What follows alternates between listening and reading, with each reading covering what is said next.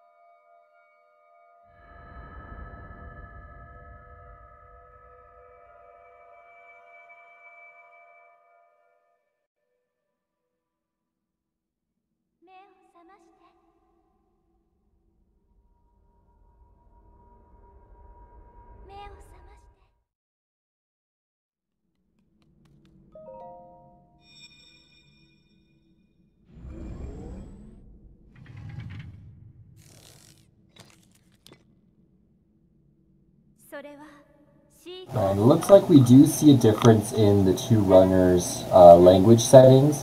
For those of you who aren't familiar with the actual language settings difference and what that does to speedruns is different language settings for the game result in a faster or slower gameplay, faster or slower dialogue. So, as far as I remember, it is German that is the fastest language, which is why PuppetMaster9 will be playing on German. rekyuus looks like he's resorting to his more comfortable Japanese. Not necessarily that he's first language Japanese, but simply that he likes it more. So that's what we're going to be hearing in the audio. You will see, however, just right off the bat that PuppetMaster9's gameplay is going a little bit faster, that he's able to get through these beginning cutscenes and dialogues a little bit more quickly.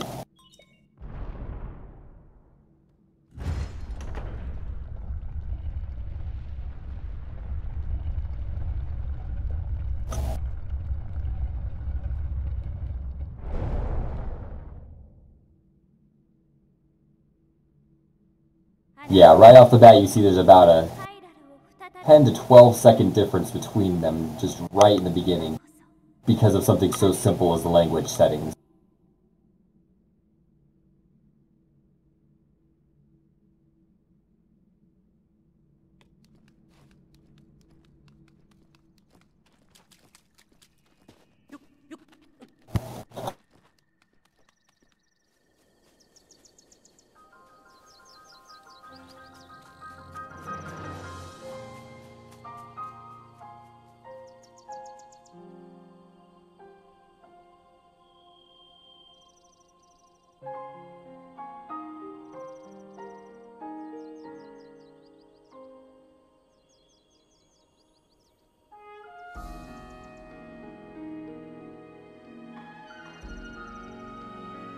Another thing that's going to be very different from what you see the two runners doing is the routing here on the plateau. Recently there's been a new routing found for the plateau that is more optimal, that is faster. Many runners have adapted to this new route, however there are quite a few who have not. If I'm not mistaken, rekyuus is one of the runners that has not yet adapted to the new routing and hasn't quite taken it on. So it will be interesting to see whether or not he chooses to use the new route, or if he sticks to the route that he's more comfortable with, that he's less likely to make mistakes with. As for PuppetMaster, I'm not exactly familiar with the way that he runs.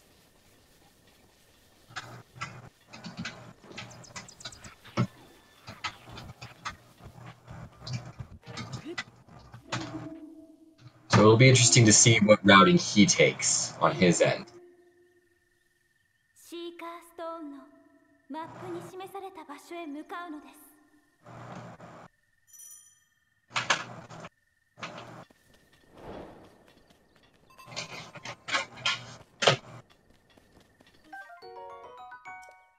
One of the ways that we're going to be able to tell right off the bat what routing the runner is going to choose is whether they choose to go to the bomb trial first, or if they're going to opt for the Magnesis trial first.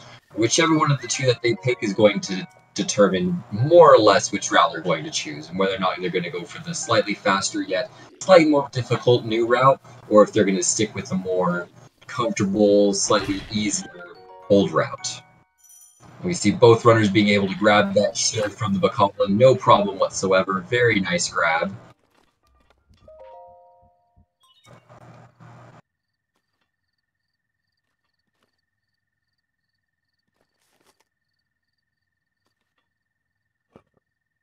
Just to have a quick explanation of this category while these runners are going through the loading zones of this first shrine, all dungeons consist of completing 4 divine beasts that are classified as dungeons.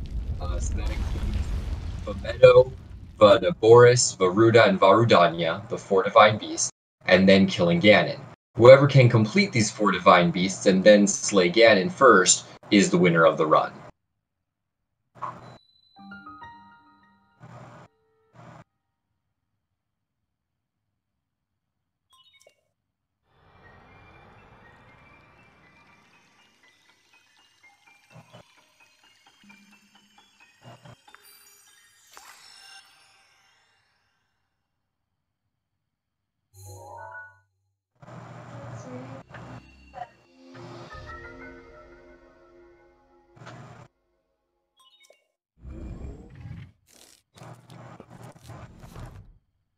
Believe it or not, the specific dialogue options that you choose while talking to this old man also consist of time saves.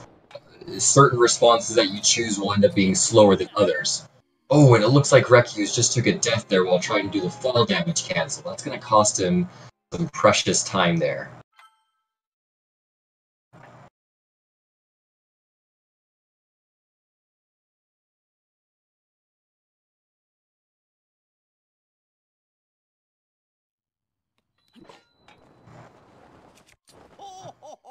There we go. Looks like he was able to get it a second time, no problem, so that's good.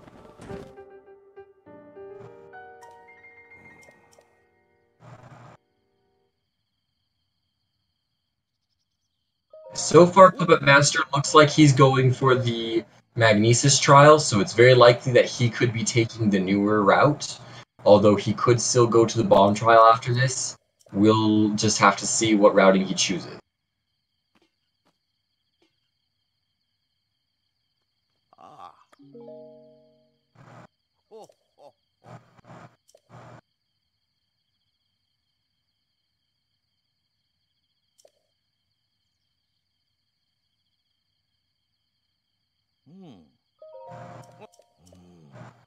Yeah, and it looks like rekyuus is going to be going for the older route, the more safe route. As you can see, he is going to be going towards the bomb trial first, rather than the route that Puppet Master was going. As you notice, they just diverged into 2 completely different directions.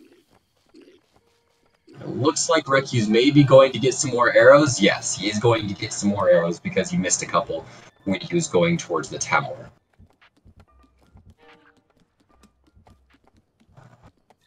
Puppet Master just going through the Magnesis trial right now. Fairly straightforward trial.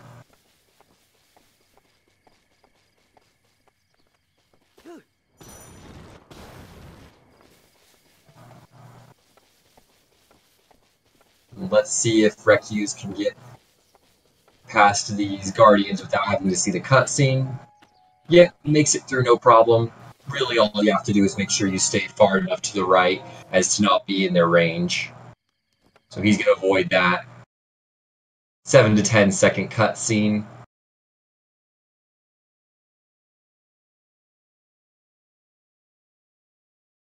Puppet Master dodging that bullet without any problems, and thus completing the first shrine.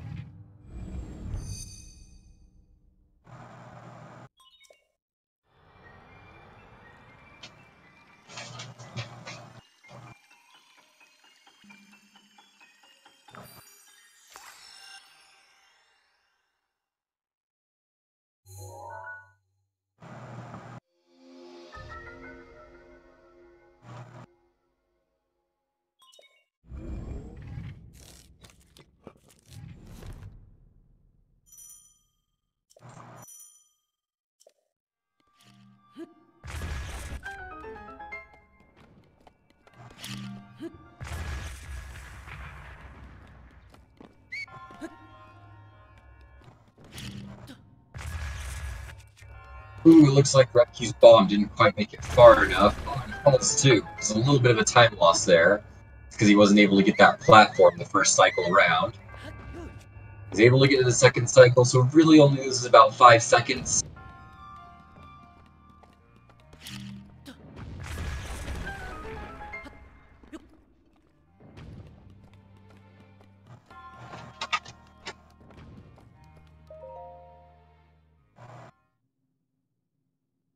Is this the first match of the tourney? No, this is the third match of the tournament.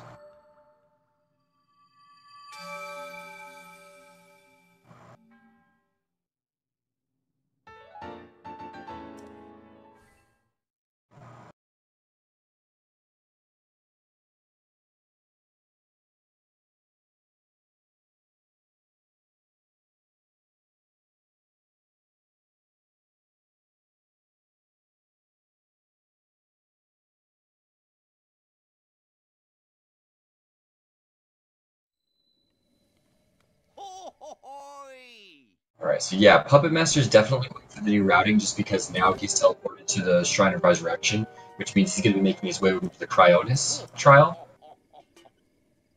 And by Cryonis trial, I mean the trial where you have to get to the Cryonis shrine without dying from cold damage. And really, for these runners, since they have a lot of experience, it's not going to be a matter of whether or not they make it there alive. It's more going to be a matter of whether or not they make it there without using too many mushrooms. Because they want to save their mushrooms for later on in this run, if possible. So they don't have to collect too much food later on.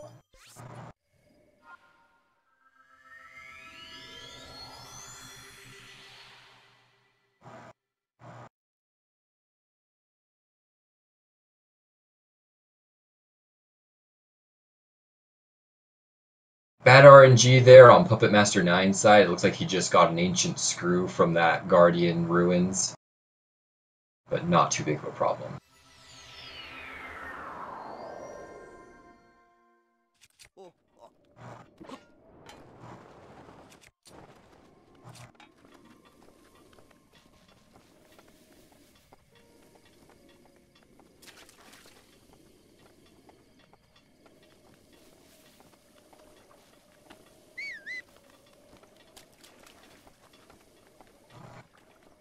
Fantastic. PuppetMaster9 making it to that shrine, only having to do one mushroom, it looks like.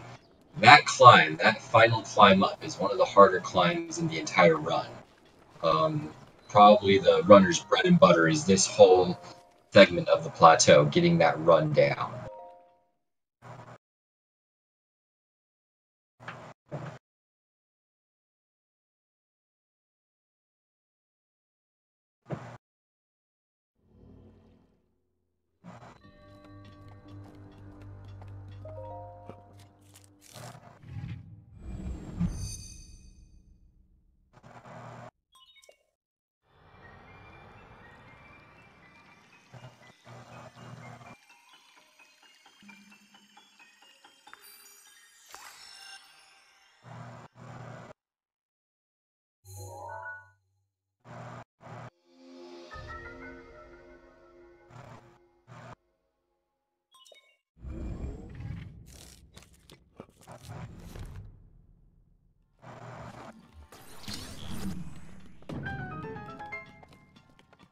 Alright, let's see if PuppetMaster9 can get this Cryonis jump here. It's a very difficult jump to do.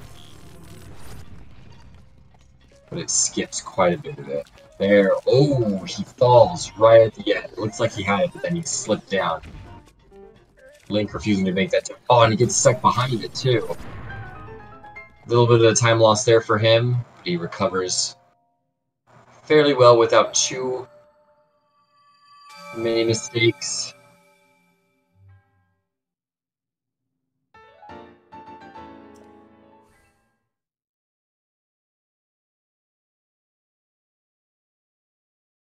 Meanwhile, rekyuus finishing his second trial.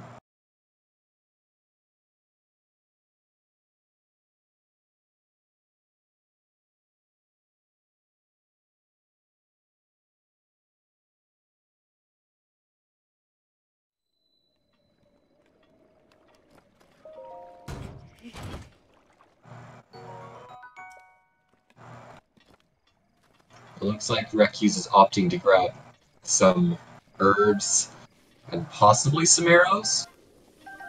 For safety's sake, yeah, it looks like he's going to be grabbing some fire arrows and also some ice arrows just for safety's sake.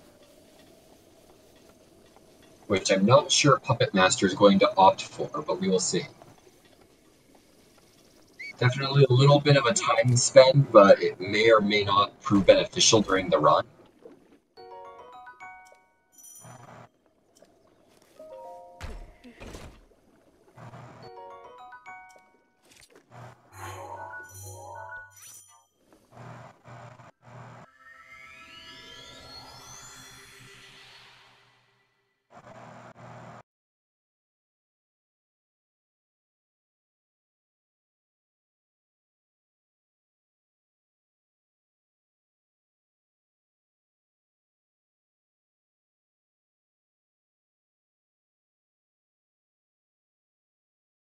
Now rekyuus is going to be making his way over to the fall damage. Ooh, looks like he drops his axe there just as Puppet Master was trying to go down. Hopefully he can make it down without getting any fall damage. Oh, yep, he makes it down just fine. He's going to be looking for his axe. There it is.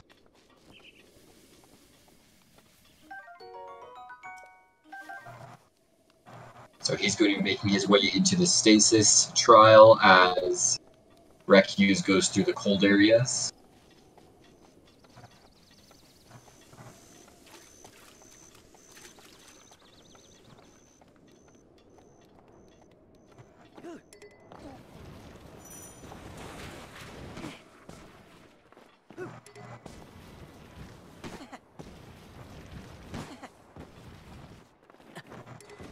Yeah, that's one of the beautiful things about these tournaments, Puppet Master, is that mistakes that you never thought were even possible to make come out. Oh, but it looks like rekyuus just took a death there when he was trying to make that shield jump over to the bridge. Oh, that's going to be really costly, especially since it's going to be taking him all the way back to the Resurrection Shrine. That's a solid 15 seconds, maybe even more lost there.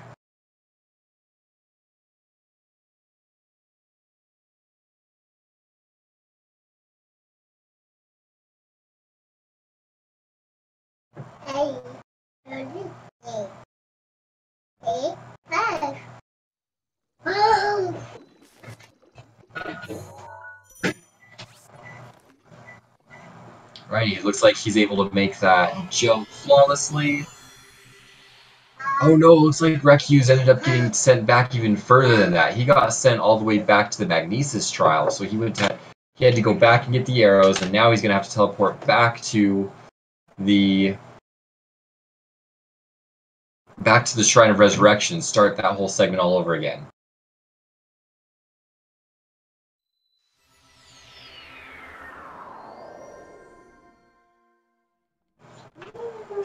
Yes, for those of you who heard, it seems as though my daughter wanted to commentate as well before heading to bed.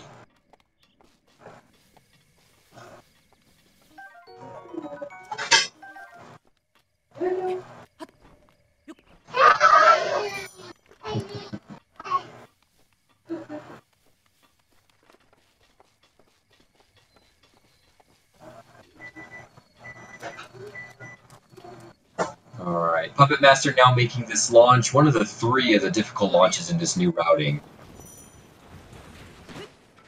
Ooh, beautiful angle, very well executed. rekyuus is trying attempt number 2 at this Cryonis part once more.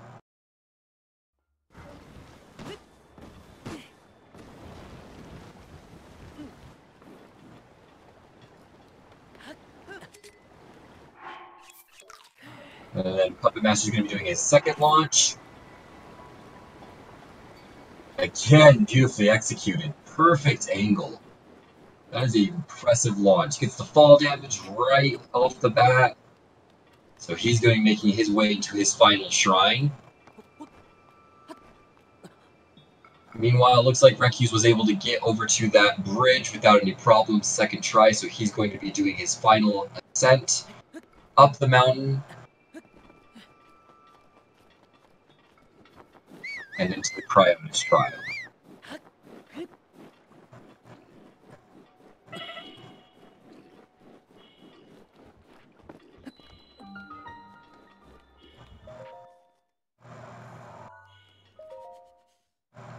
So we've got a little bit of a time difference here. It looks like rekyuus is just about a little less than a shrine, or actually probably a little more than a shrine, behind PuppetMaster9. However, this plateau area is very, very short, part of the all dungeons, so there will be plenty of opportunities for him to make this up.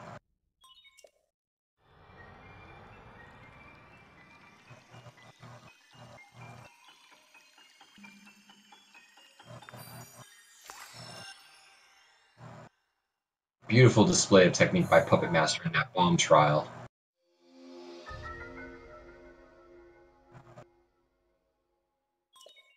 I want to emphasize just how much skill it takes to be able to drop the bomb and then walk just far enough for you to be able to get the bomb to explode so that it doesn't hurt you, but it explodes those blocks that are blocking the way of the shrine itself.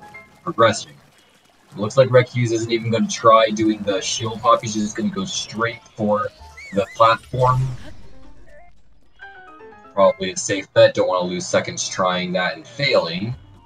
So he's going to be completing his third shrine, while PuppetMaster9 is finishing his fourth and final.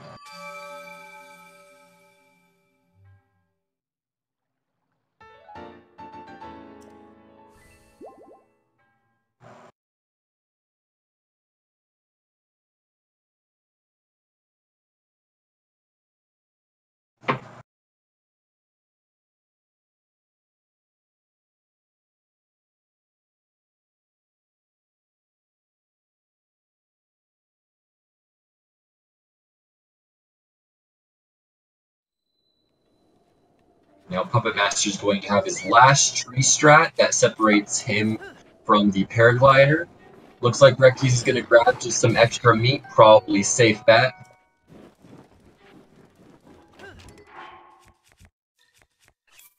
A little bit of extra food just in case it's needed.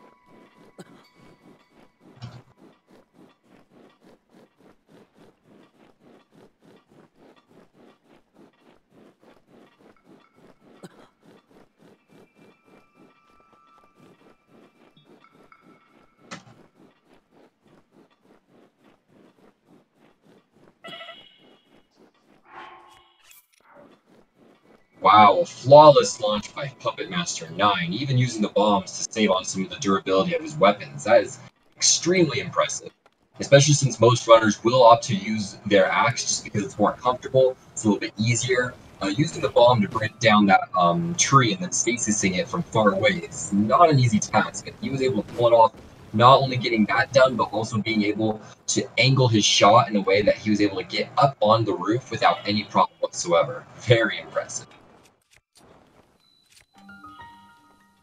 rekyuus getting down to the stasis trial without any problems. He didn't experience the same problems with the fall damage cancel that PuppetMaster did.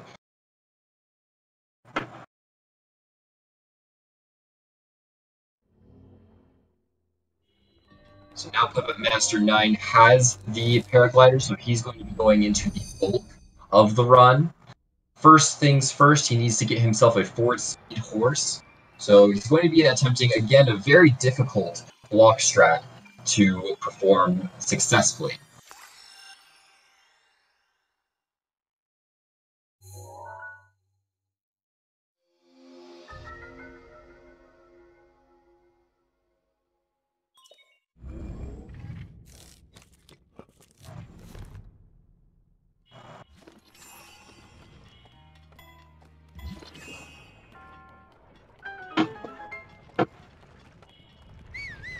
Oh, he wasn't able to get the launch first try. Again, not an easy launch to do correctly. It's no easy task, especially as Nintendo keeps on patching the game. The physics of the game are changed just a little bit, and so successfully doing these launches becomes harder and harder.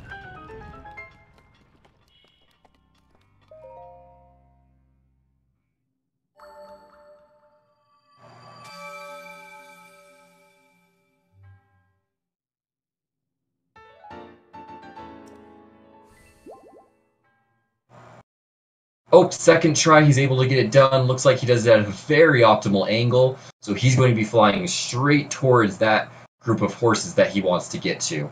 Now, that's the easy part of this, ladies and gentlemen. Now he needs to find which one of those horses and guess correctly which one is that 4-speed horse, just based off of his knowledge and expertise. There is a lot of randomness involved, a lot of guessing involved. However, we'll see how he does. The one that he wants is going to have 3 spurs, not 4. Oh, and it looks like he gets the one that has 4 spurs, so that's going to be one of the slower horses. However, doesn't matter. He's just going to say, you know what, I'm not going to go for that. I'm just going to keep on going. I'll settle for the 3-speed.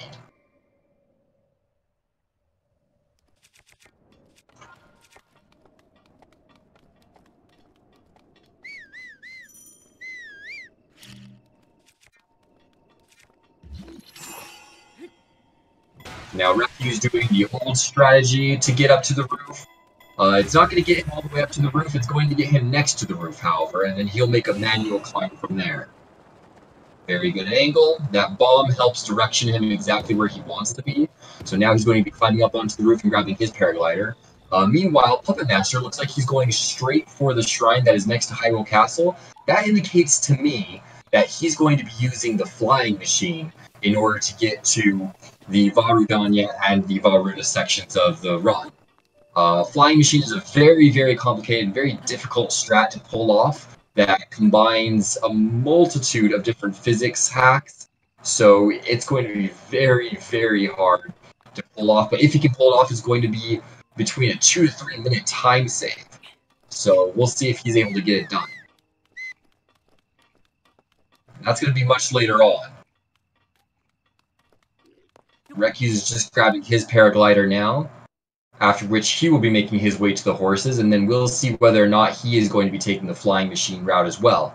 A good indicator of whether or not a runner is going to be taking it is whether they do what PuppetMaster9 is doing right now and going straight to Hyrule Castle from grabbing your horse and not registering it, or if he takes it to a stable that's just a little bit further east, registering the horse and activating the stable. Or sorry, the shrine next to the stable, rather. So since PuppetMaster9 didn't do that, leads me to believe that he's going to be using the flying machine. And we'll see which route rekyuus opts to take. From my experience, I don't know how well versed rekyuus is in the flying machine. However, seeing him perform it will definitely be a great time save, a great asset on his behalf, especially if he can get it done correctly. Because if you're not able to perform flying machine correctly, unfortunately, it is more of a time loss than a time save. And looks like PuppetMaster having a little bit of difficulty with the horse here. He's getting trolled by some moblins. Salmoblins, I should say. Looks like he's maneuvering, getting the horse down the hill. Once he gets the horse down that hill, it's smooth sailing from there. It's just sometimes the horse doesn't want to cooperate. Doesn't want to get down. There we go. Perfect. And he's on his way. It looks like rekyuus is opting to use the plank rather than the block. A little bit more of a safer strat, but again, it takes a little bit longer to set up. But it's a lot easier to pull off first try than the block is.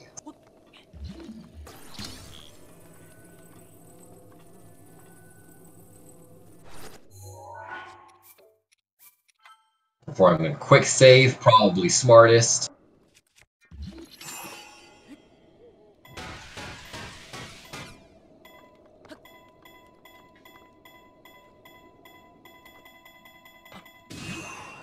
Yep, gets the launch first try again. That's kind of the plus side of using those safer strats is it's easier to get first try, so he's going to save a little bit of time as opposed to PuppetMaster9 failing at the first try.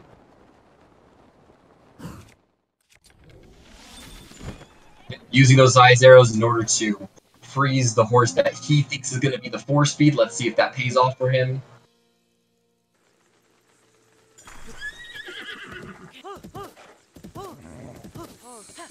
Yep, gets the 4-speed horse first try, ladies and gentlemen, right there. That is one of the examples of the benefits of using the safer strats and, you know, preparing yourself a little bit better for the run. But again, if PuppetMaster9 ends up doing the flying machine, then it may prove to be in his benefit for taking the riskier strats. Meanwhile, rekyuus looks like is going to be heading east and registering the horse at the stable, and then activating that shrine next to the stable. So I think we're not going to see a flying machine from him. So it'll be interesting to see how the two different strategies, how the two different routings are going to affect their times, and ultimately the winner of this race.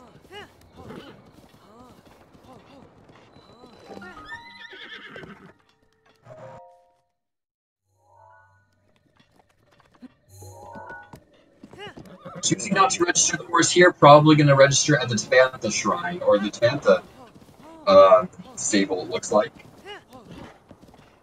Which is where PuppetMaster9 is approaching now.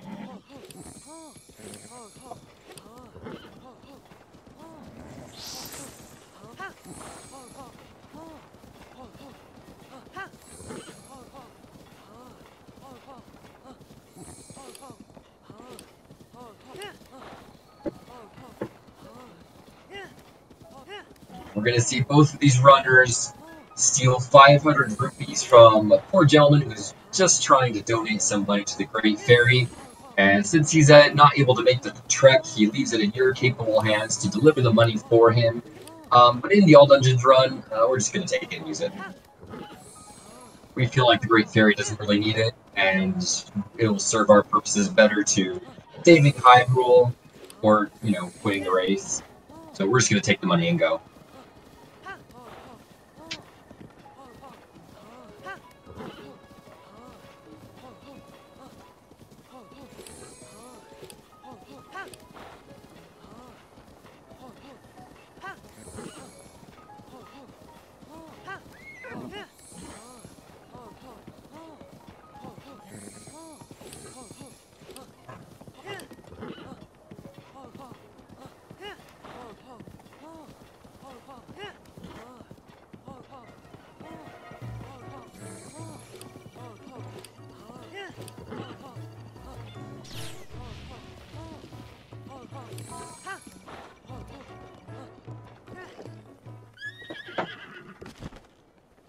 Open. He looks like he's able to get that launch first try, which is very, very good for him. We'll see if he opts to grab those minerals from those deposits there and see how good of RNG he can get. See if he can get some higher quality minerals versus some lower quality ones that still don't sell for as much. I see a topaz and a diamond. Is that a diamond? Oh! Very, very good RNG. Wow. Lucky son of a gun. He got a diamond and a topaz there. So that's approximately 680 rupees going into his pocket.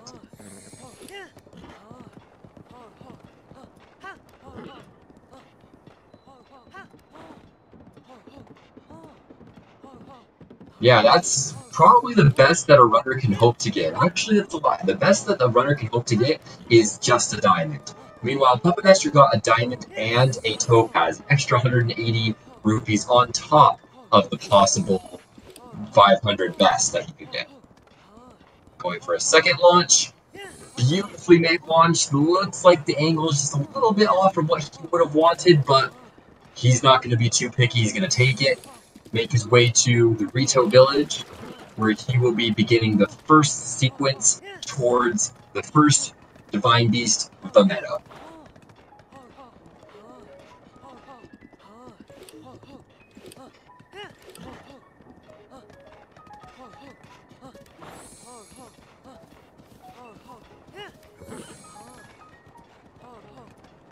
Keflario, All Shrines is not 24 plus hours. If I'm not mistaken, All Shrines is around 8 or 9 hours.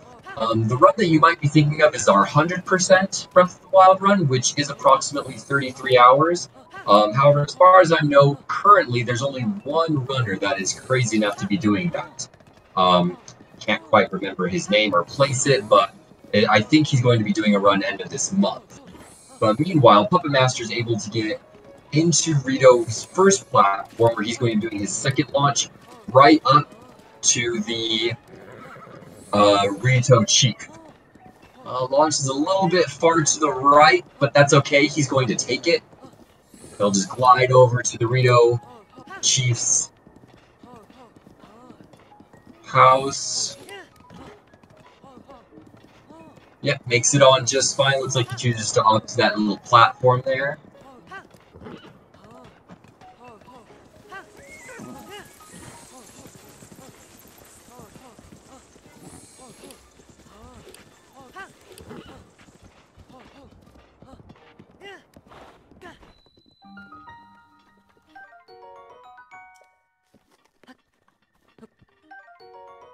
While PuppetMaster9 is listening to the still soft voices of Zelda in his head, rekyuus is grabbing his 500 rupees and fixins that he's going to need for the journey ahead. I apologize for the unintentional rhyming.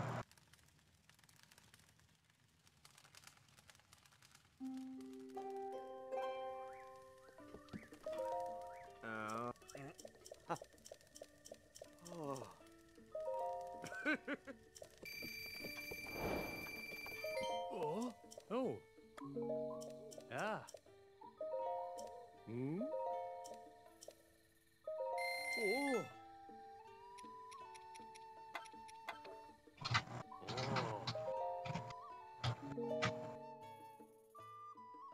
Oh.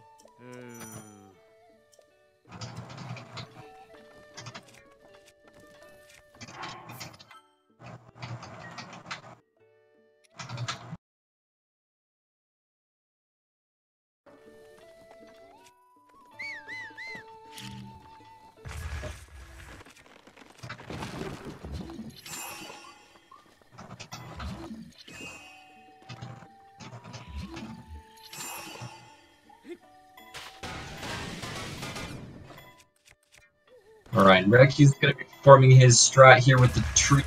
Hopefully he can get it on first try. Oh, he forgot about his life and he ended up dying. Ouch.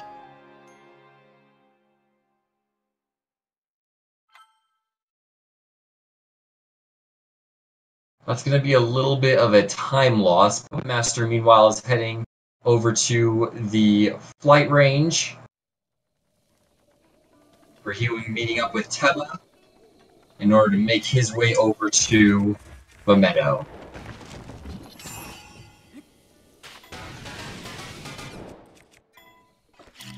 Very good launch, a little bit to the right, but again, who's complaining? Oh, second launch he's not able to get down either. So this will be his third try.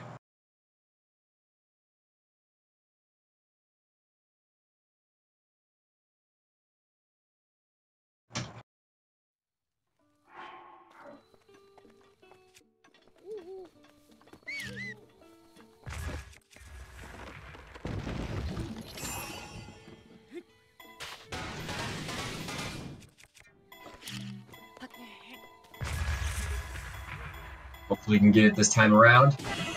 Oh!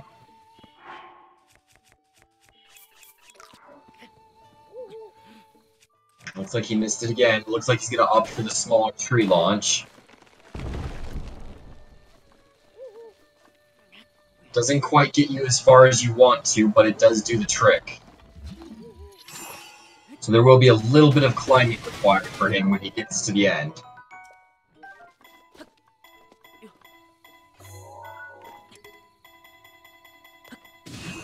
Yep, there we go. It's a little bit easier to perform.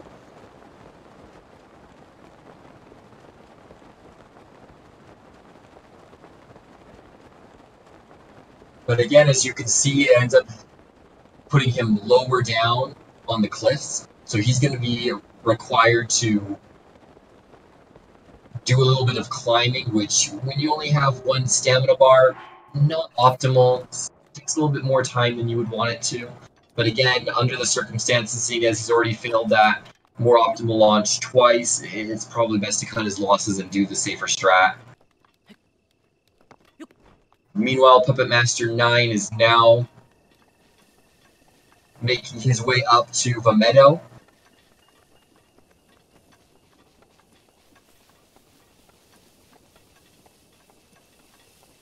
And again, ladies and gentlemen, I want to stress that at this point of the run, especially since these runners are going to be diverging in their routes, it's important to remember that it's very, very easy for rekyuus to come back from this. If PuppetMaster9 fails the the flying machine and isn't able to get it optimally, he is going to lose a hefty amount of. And it's a very, very hard strat to do. I can't emphasize that enough. So it's very likely that rekyuus could just very easily, with one small mistake from Puppet Master, turn this around. However, yes, it does look like Puppet Master, through lack of mistakes in optimization and doing the much riskier strats, is a little bit ahead right now.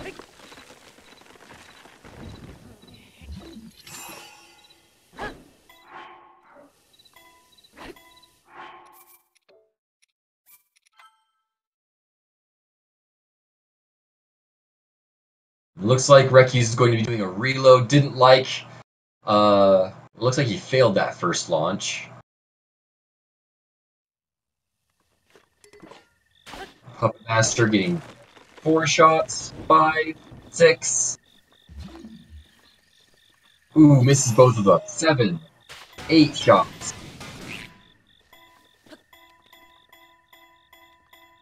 Ooh, is only able to get one of them that time. 9 shots. rekyuus got the launch second try. 10, 11 shots. Alright, so Puppet Master now inside the meadow. It looks like it took him about 3 more shots than he would have liked. Oh, no, never mind. 12 shots. 4 more shots than he would have hoped.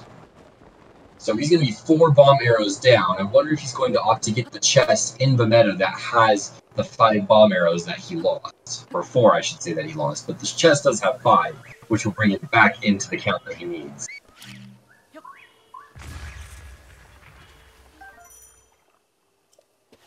That is right. You did buy those bomb arrows, so it looks like he was okay. So from what Puppet Master just said, I don't think he's going to be going for the bomb arrows in the chest.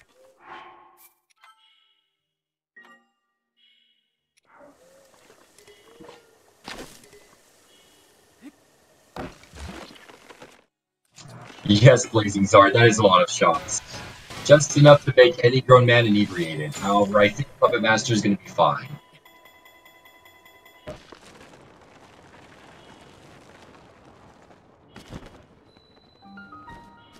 rekyuus was way, way far to the left on that launch, but it looks like he makes it inside just fine.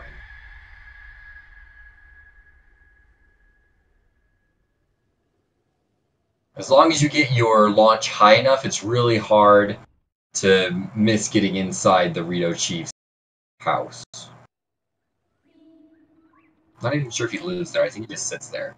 He's always sleeping when we go over to him. あれが今から100年前ガノンに奪われてしまった真珠です。あの中に入る術を見つけて、そしてガノンの怨念から解放しなければ。 Puppet Master, a little bit of a hiccup on that updraft, so he's gonna have to do a little bit more climbing and run out of stamina. Wait for his stamina for a while. There we go, and he's back in motion.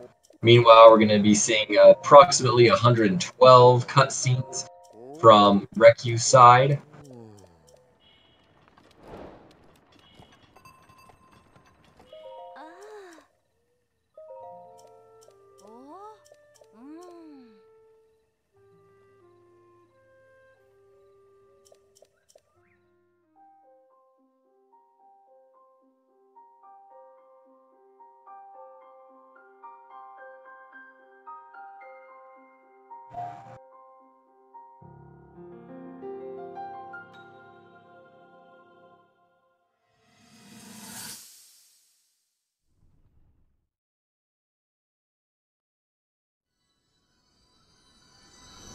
Puppet Master, meanwhile, making his way through the dungeon. Fairly straightforward. I don't think the routing for this dungeon has changed in a very long time. So, virtually all speedrunners go by this route. The only real fluctuation that you see on this is perhaps grabbing the chest that contains the bomb arrows if you are lucky.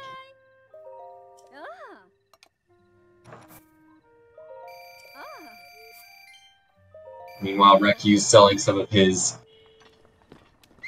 gemstones in order for him to have a little bit of money that he needs. And he's going to be making his way over to the flight range. Meanwhile, PuppetMaster9 just heading over to his 3rd, 4th, and 5th terminals in the meadow. So far, no real problems in the dungeon itself, fairly optimized on his side.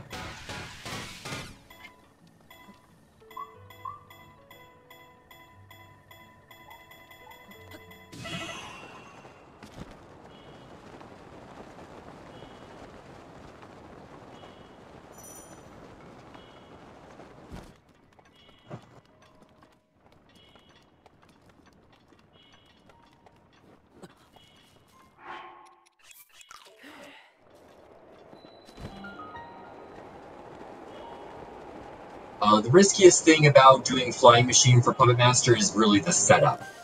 Before you can actually do a completed Flying Machine, you first have to do what's called the half Flying Machine, where rather than sticking the 2 trolley carts together, it's rather 1 trolley cart with a box on top, which is very, very hard to control. The slightest hiccup can make you fall and have to start the whole thing all over again. Very difficult to control, very shaky.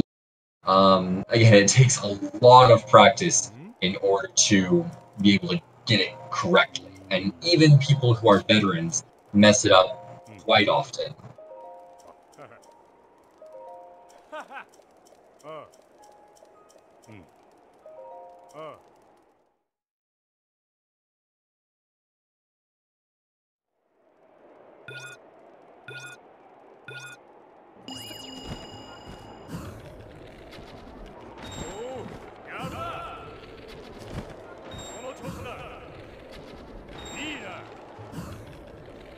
Puppet Master 1 cycle the first portion of the Wind Blight, so he'll be putting the Wind Blight into stage 2. Great time save there.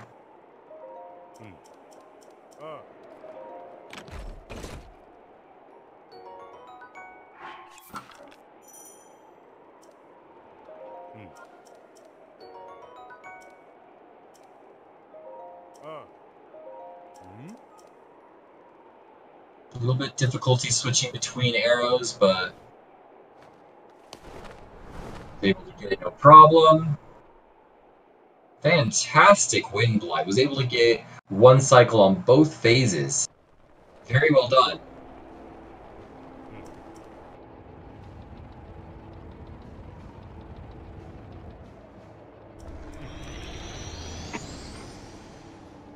Very, very fast Wind Blight. Very impressive.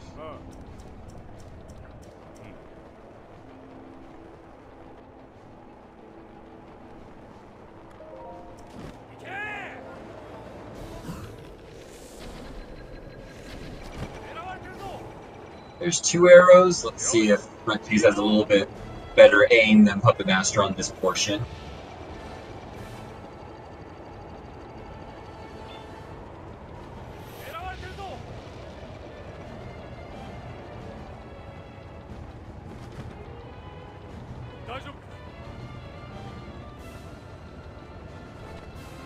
Now Puppet Master is going to be teleporting back to the rekyuus trial after he grabs this bow here from the chief. And having done so, he'll be able to make his way over to Boris. 6 shots so far, all hit. Very, very good.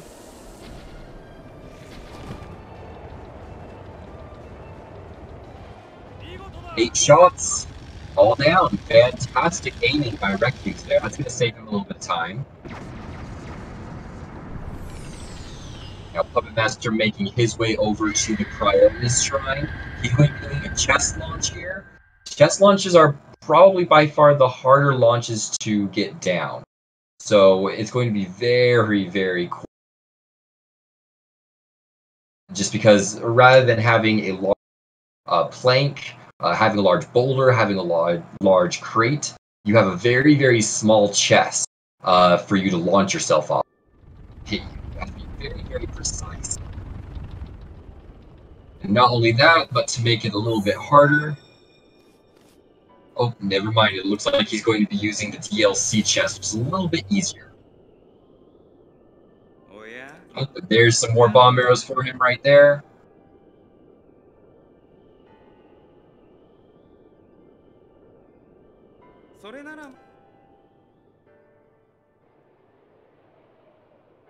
Ooh, that was a very, very bad launch. Not sure what happened there. Looks like he doesn't have any reloads to work off of. So he's going to be climbing back up and attempting to do it on a second, more complicated chest, which is the one that's in the middle of the water. So he's not going to have as much wiggle room as he did before. He's going to be doing this launch on one piece of Cryonis block, which is hard to say the least. There's very, very precise maneuvering is required, or you'll fall into the water and most certainly die.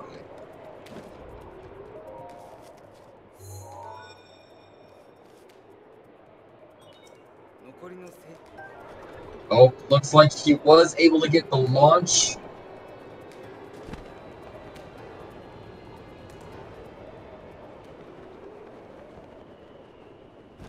So not too big of a time loss for PuppetMaster9.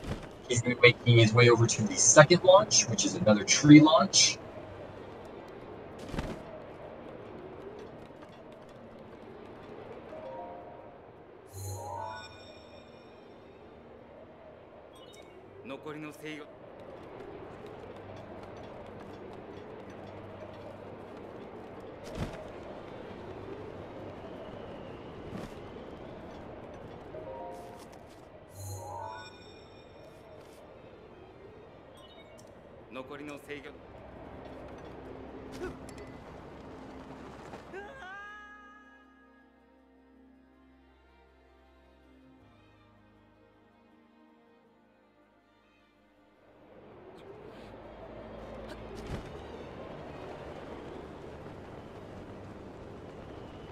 There goes the second launch. Ooh, wasn't quite able to get that one. He's going to be reloading that and trying it a second time.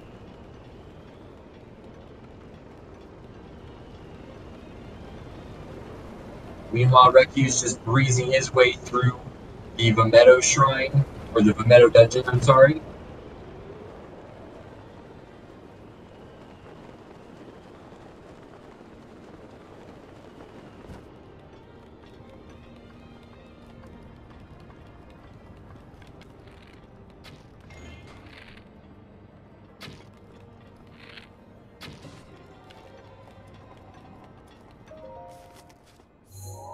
He's going to have to be doing a little bit of walking since he did not save prior to doing the tree strat.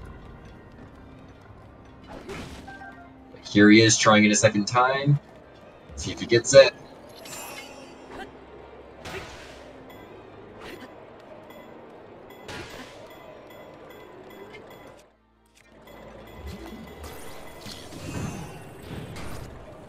Oh, second try was able to get that launch a little bit far to the right.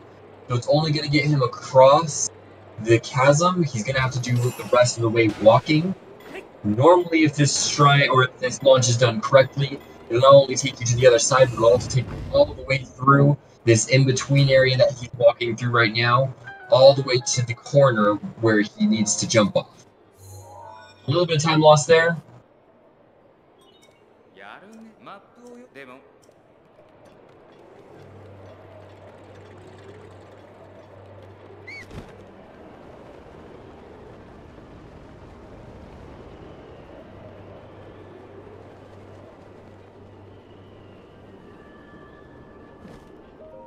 So one of these little pillars here that you see has a shield on it that the runners want.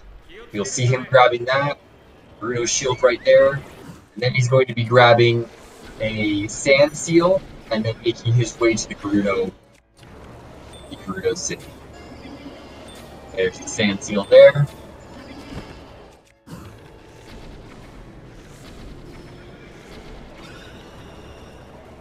rekyuus was able to get that first phase of Wind Blight in one cycle, so that was very, very good of him. So far, he's matched PuppetMaster9 as far as the Vimetto and Wind Blight are concerned. See if he can keep this up.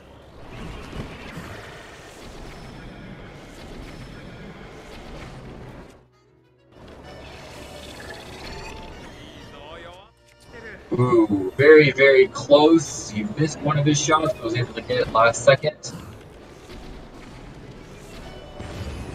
There it is. If not very clutch, but a very, very close one cycle on both first and second phase wind light. So good job to rekyuus. Meanwhile, Puppet Master is approaching the Gerudo City now.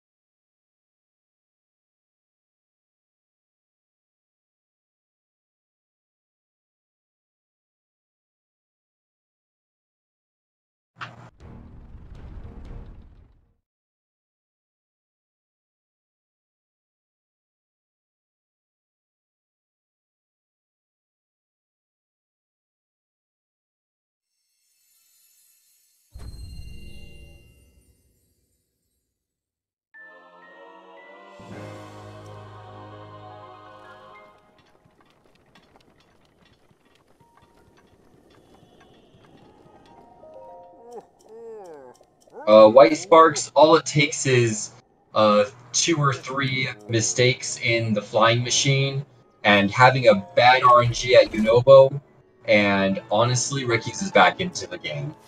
It just takes a couple of mistakes at the flying machine and then having some horrible, really bad luck with Yunobo, which happens very often, and it's anybody's game.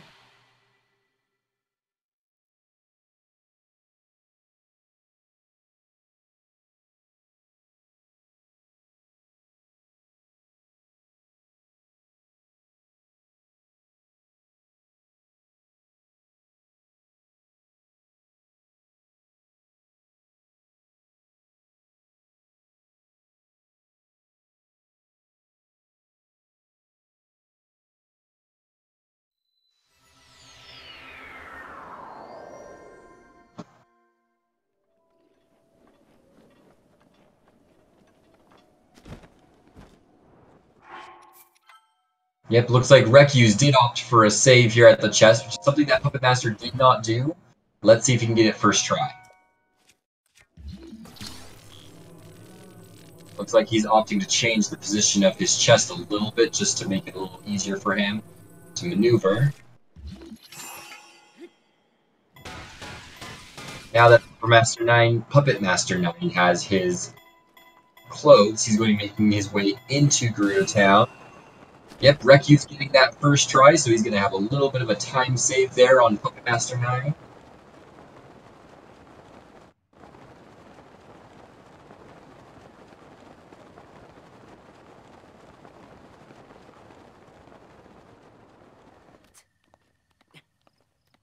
And again, those of you who are just joining in, the reason why their languages are different is because Puppet Master is opting for the faster language in Breath of the Wild as far as dialogues and chat boxes go, but rekyuus is going with what he's more comfortable with, which is Japanese.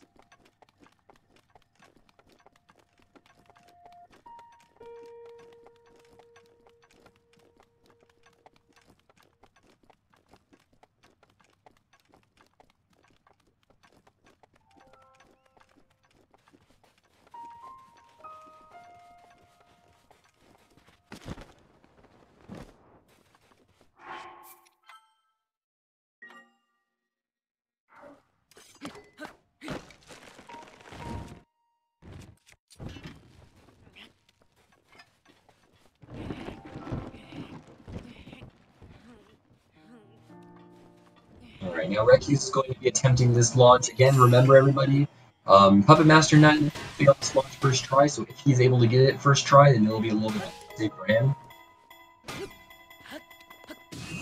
Oh, it looks like he is not able to do so. So he will be doing a reload and retrying this, putting him on par with Puppet Master.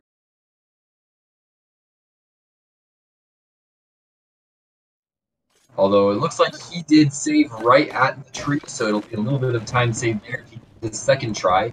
Because on the second try, Puppet Master did have to walk.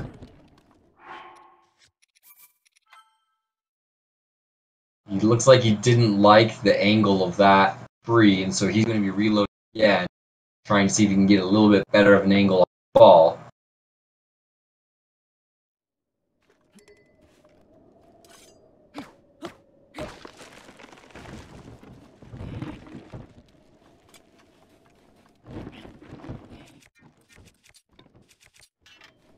Yep, looks like that's a much better angle on that tree, so he's going to be using that to try this just a time. I think as far as time goes, they're about on par with each other as far as this launch goes. Yep, he gets that launch no problem. Looks like his angle is a little bit better than Puppet Master's, so he's going to be able to take that launch and ride it all the way through the crevice down to where he needs to make his second jump.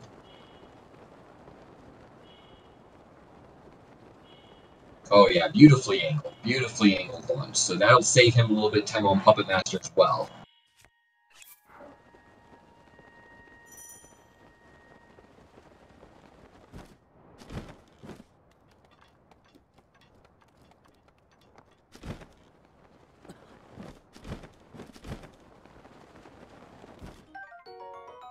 Meanwhile, Puppet Master looks like he's making his way over to the Yiga Clan hideout.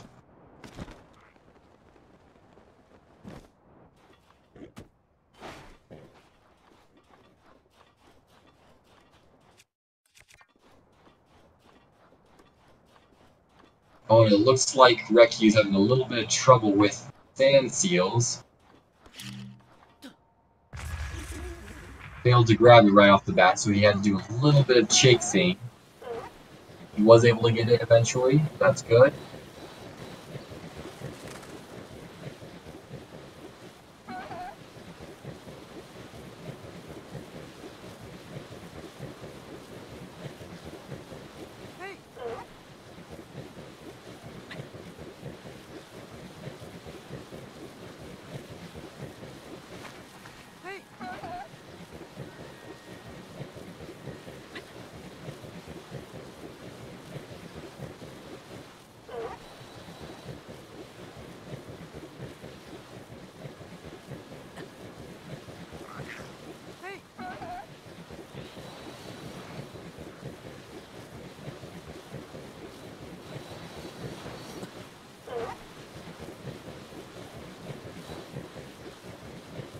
Yes, white sparks. As far as I remember correctly, it does involve grabbing all of the bananas that are here in Yiga Clan. They are going to need it for an optimized run. Oof, it looks like Puppet Master made a little bit of a commotion there.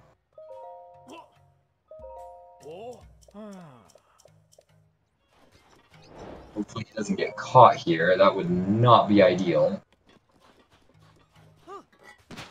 Looks like he's able to make through that part.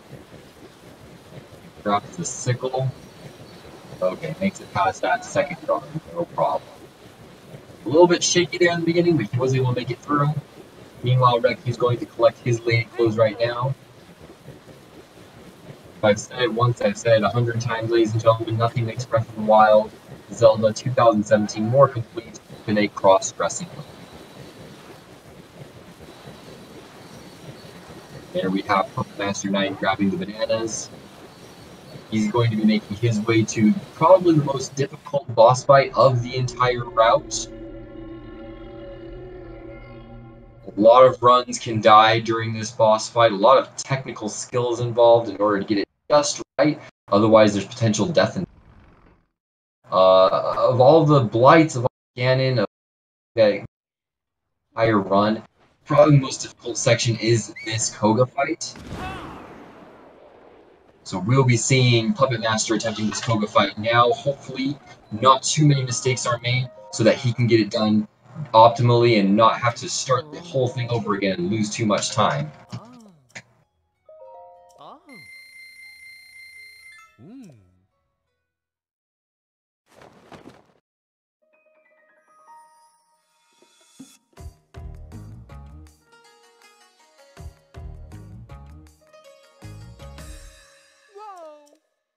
Oh.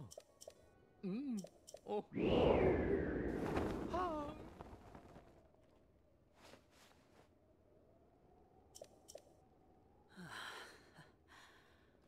Ah.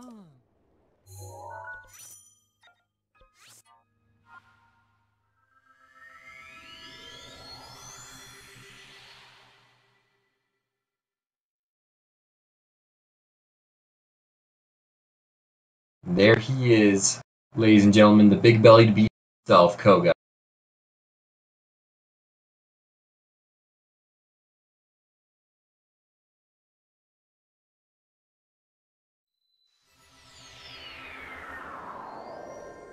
While Puppet Master is expertly dealing with Koga, we have rekyuus now making his way into Gerudo City.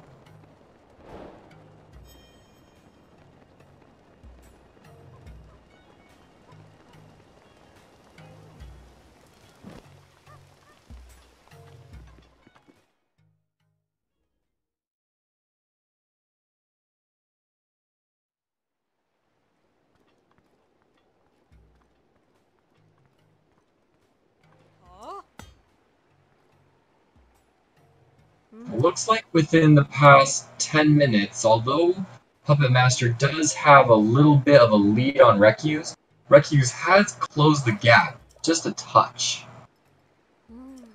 And Puppet Master doing a little hand dance for us while he waits for Koga to recover.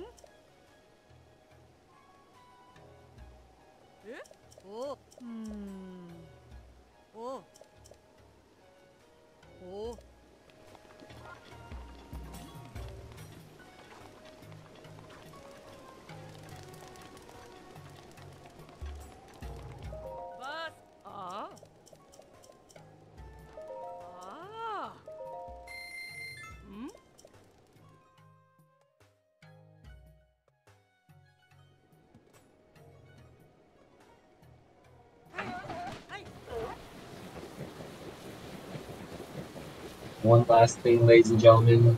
If you haven't done so already, just want to remind you to shoot both of these runners a follow. Both excellent runners. They dedicate a lot of time to making sure their runs are just right and optimizing their skill set, as Gizbudget mentioned. But make sure you give them a follow. Really great runners, great entertainers, both of them. Definitely recommend that. PuppetMaster9 is just finishing up his Koga fight, so he'll be teleporting back to Gerudo City to get started on the Enter Naboris section. Meanwhile, rekyuus is just entering the clan hideout now.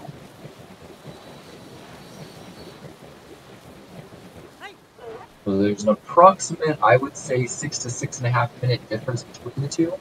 If that, probably less, considering that the clan hideout doesn't quite take that long. However, we are still very early in this run. Depending on how well the run goes from here on out, we could be looking at potentially 2 hours and 20 minutes, 2 hours, 25 minutes for these runners.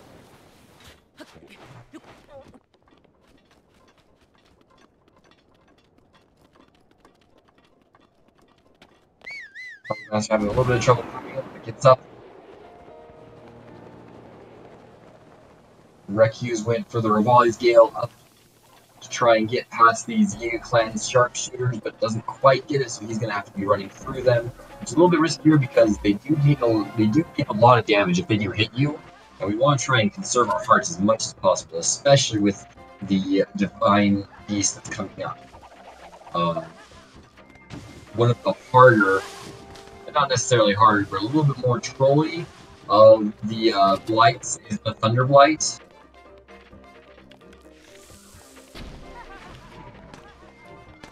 To me, it's always between the Thunder Blight and the Wind Blight. Or, sorry, the Thunder Blight and the Water Blight are, for me, the two harder ones to complete, especially in speedruns like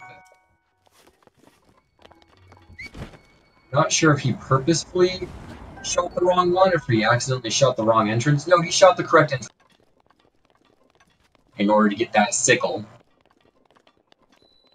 rather than having to get the sickle in the air. Yeah, we're seeing a lot of safe strats here from rekyuus as opposed to what PuppetMaster is doing. Attempting all of the slightly harder, slightly more time-consuming strats. However, they are favoring him a little bit in time in certain parts, and then they end up costing him a little bit in time in others. So we'll see how it evens out in whose favor. It looks like he grabbed that second sickle as well, so he's got two. That'll be a little bit better on weapons for him. I'm not sure how badly he's going to need those, but I guess time will tell. Meanwhile, we're just seeing a series of cutscenes again on PuppetMaster's side. rekyuus is making his way to the big-bellied beast.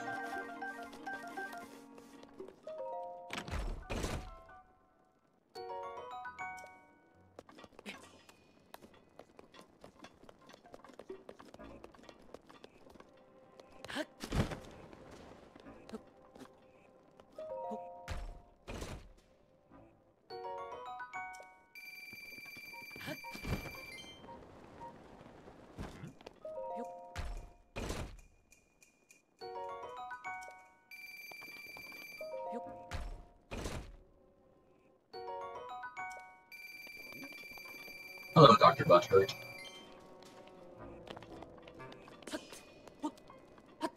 Quite an unfortunate name.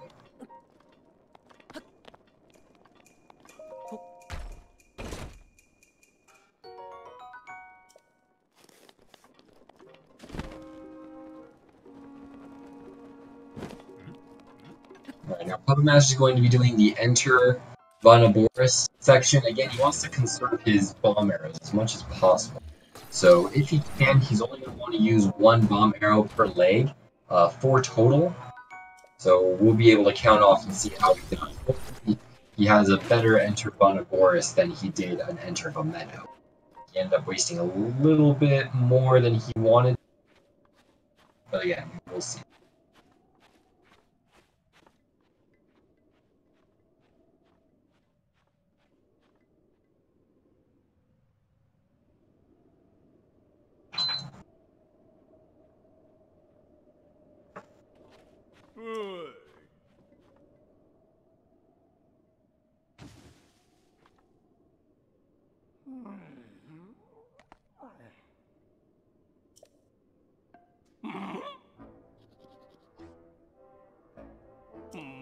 Between English and German, German is the faster language.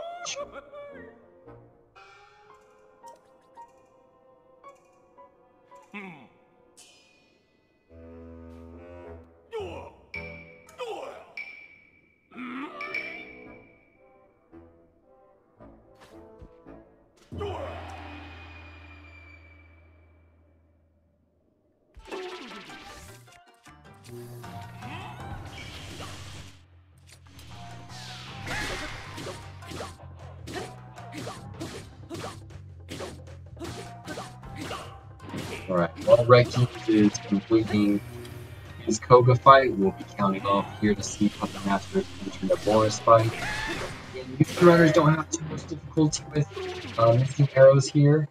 However, any missed arrows will result in a time loss, and also a bomb arrow count per minute, which is something that they don't want, especially when they get into the game.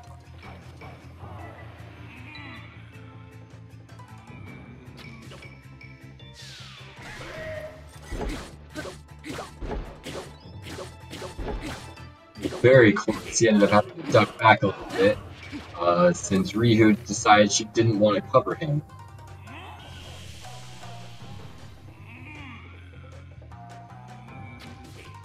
One, 2, 3, 4, 5.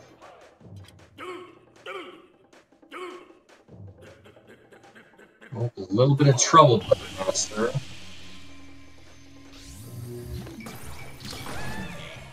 6 arrows. Yep, so 2 extra arrows then he wanted to expend, also a little bit of time loss, having to do a second cycle.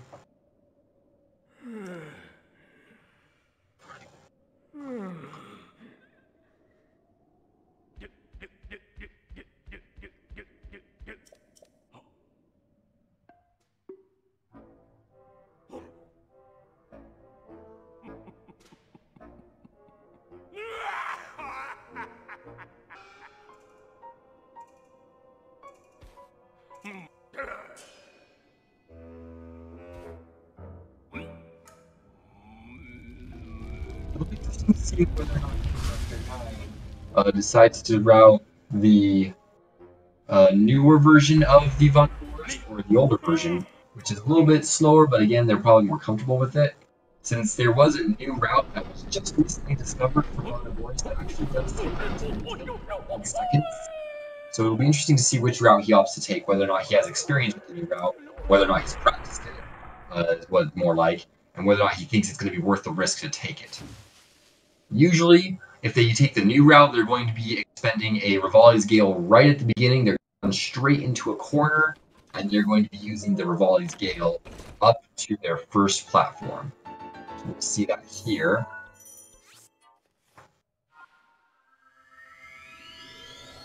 Nope, looks like he's climbing the stairs. He's going to be taking the old routing.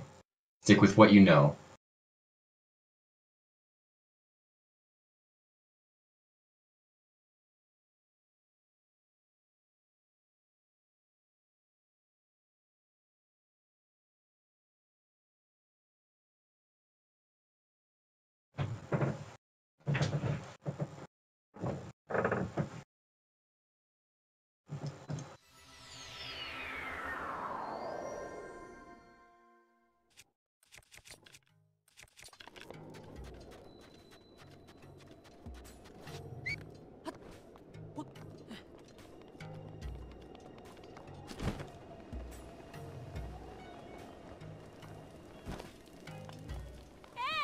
Yeah, looks like we are going to be seeing the old route from PuppetMaster9, which, again, is more consistent.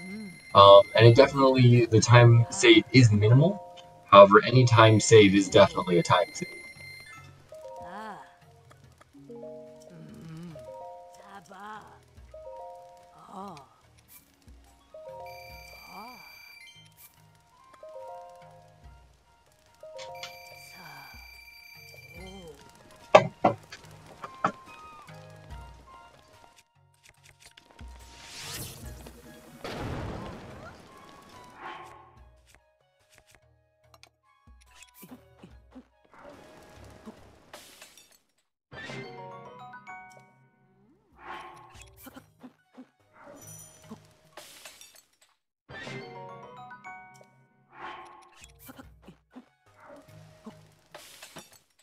rekyuus is going to be doing some cooking here.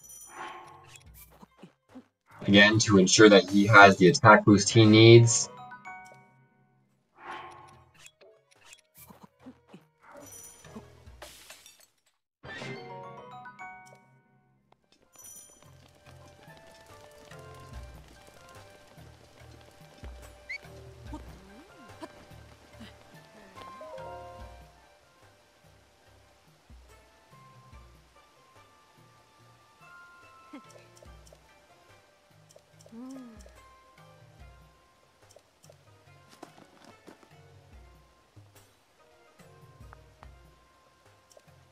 Ooh, and Puppet Master taking a death from that quick shot from that Guardian there. Didn't see that coming.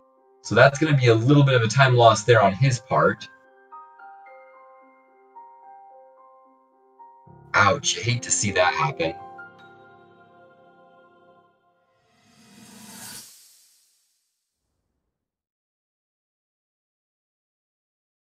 That's going to be very, very hard to recover from, because he was up top on a platform that he had used the Rivali's Gale to get to. So we'll see how he gets back to the location he was previously in order to recover. He did already get the last shrine that he need, or the last terminal that he needed with that Rivali's Gale, so it won't be too bad of a time loss. However, again, he will be a little bit out of his element, a little bit shook. So we'll see how he handles this. Looks like he's trying to orient his way around, find out which side's which.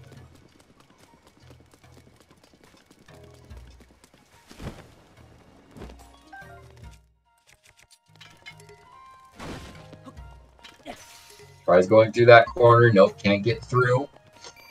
He's gonna try a different angle here.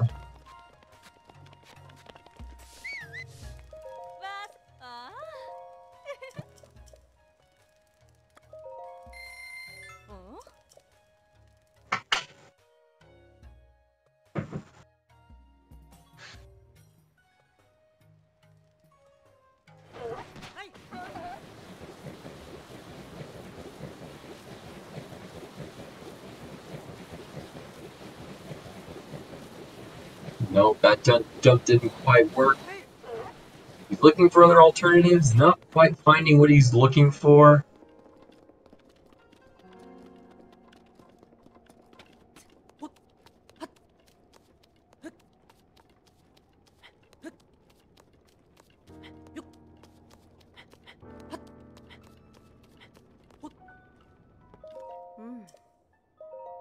Nope, not quite what he can get, and not able to make that distance. He's gonna try again here.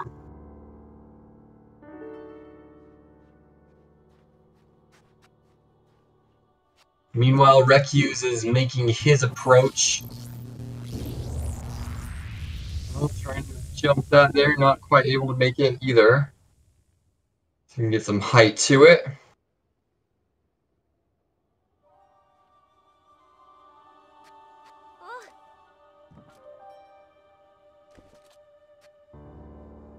Oh, very, very smart trying with a bomb launch, but no, not quite able to make it.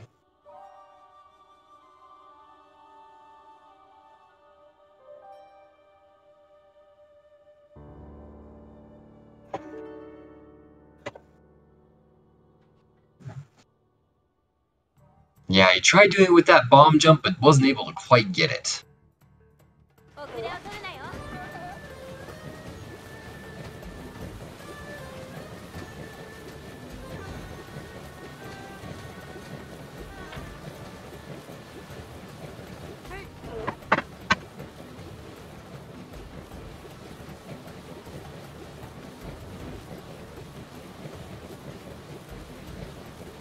Oh, looks like he's going to go all the way back to the very beginning. He's going to start the entire dungeon over from scratch rather than trying to figure out the vanilla way to do it. So he's going to have quite a bit of time lost there.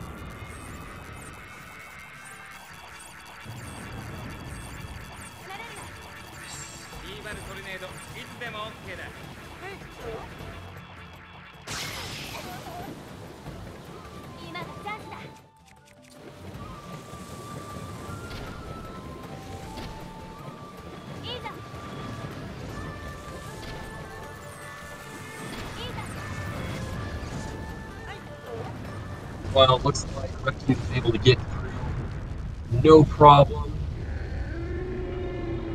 All of his shots made it, which is good.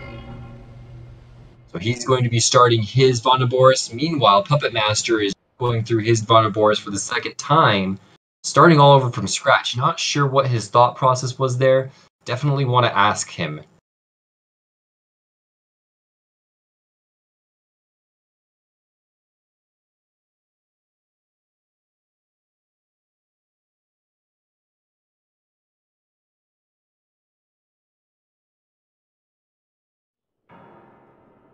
Now we're going to be seeing rekyuus entering in here real quick.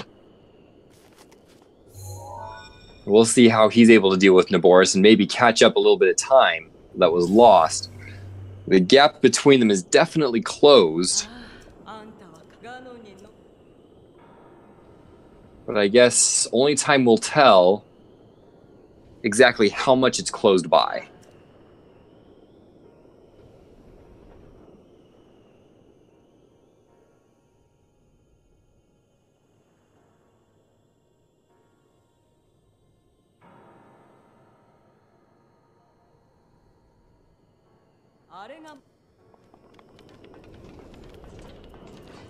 So what we'll do here, just to know exactly how much damage this second Naboris did to Puppet Master, is we'll hit the time as to when he kills the Thunderblight, and that way we'll be able to compare with rekyuus Thunderblight to see more or less where they are. It looks like rekyuus is going for the new routing of the Naboris, which is very interesting.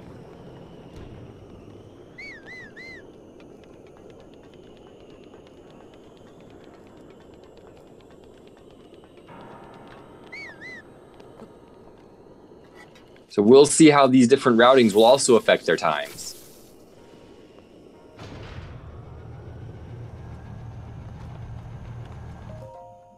Yep, he's able to get that shrine.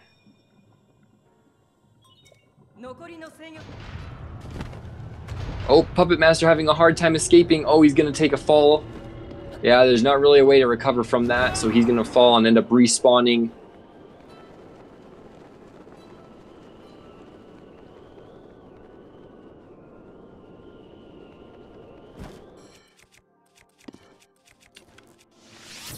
So Puppet Master is now on his last terminal. Meanwhile, rekyuus is getting his third, I believe.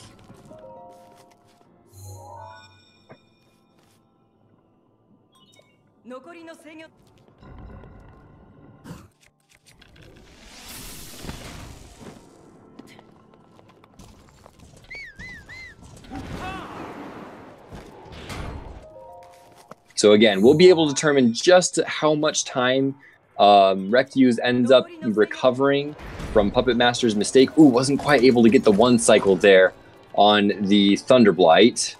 So he's going to try for a 2 cycle right now.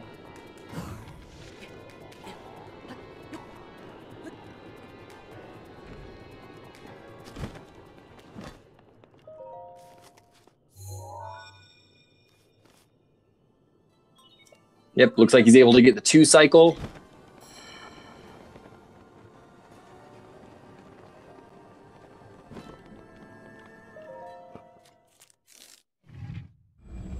So yeah, we'll be able to determine more or less how much time is between them based off of when they finish killing the Thunderblight.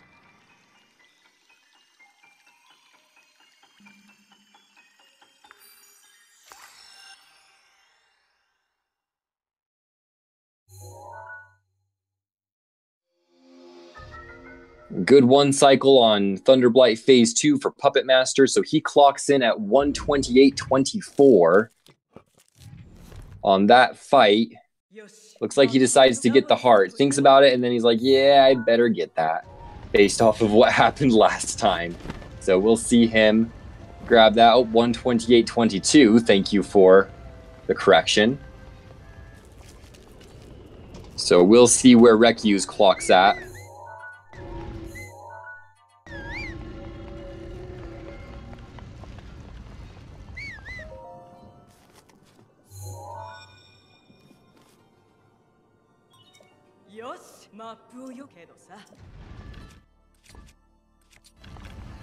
And if I'm not mistaken, based off of what I know of rekyuus gameplay so far, I would be willing to wager that he is also going to grab that heart piece once he gets to that part.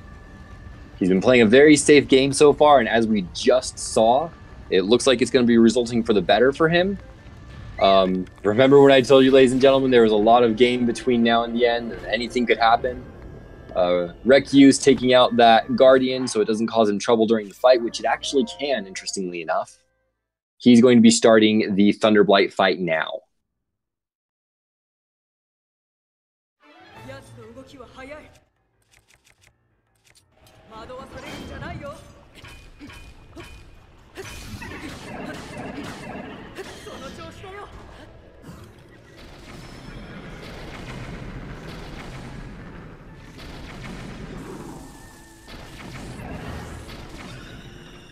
Oh, gets a clutch 1 cycle there. He missed a couple of the headshots and just got it on the floor behind the Thunderblight. So it didn't do as much damage as he wanted, but he was still able to get that 1 cycle once he hit the ground. Very, very clutch. He's going to be making his way back up to the 2nd floor so that he can finish off the Thunderblight. Let's see how his execution goes. Meanwhile, Puppet Master just teleported to the Hyrule Castle, he is going to be setting up for his flying machine.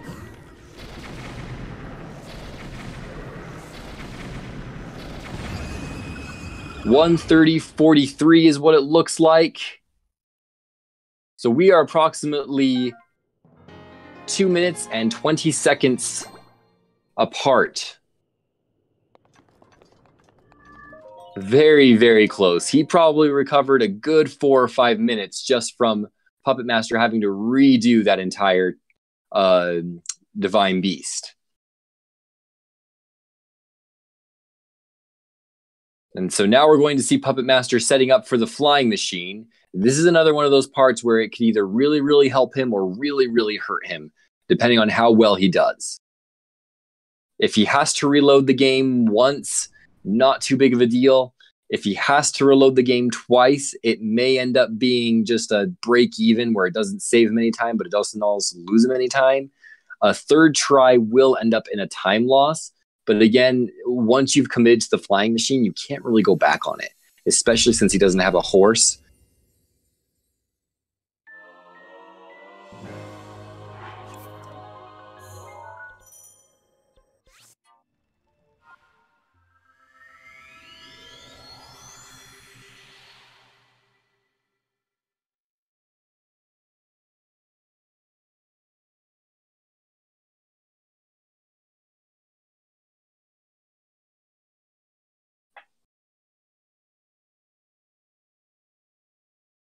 Puppet Master switching his controls around to better assist him in the flying machine. So you're going to see him pushing this wooden box to the water, which could break. So he has to be very careful with the wooden box so that it doesn't break. You're going to push it to the water and then use Cryonis to push it up onto the flying machine. And then he's going to climb the box.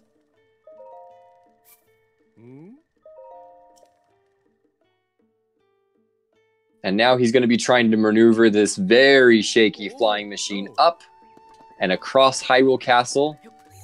Meanwhile, rekyuus is using the horse route, so he's going to be riding his way over to Eldin Mountain.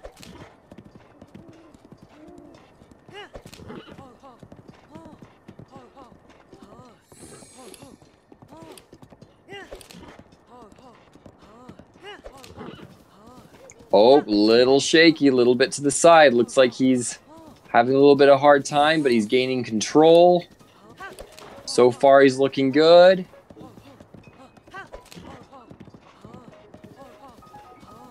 Looks, oh, very, very shaky flying machine. But it looks like he reached his destination, so he's going to be dropping right about here.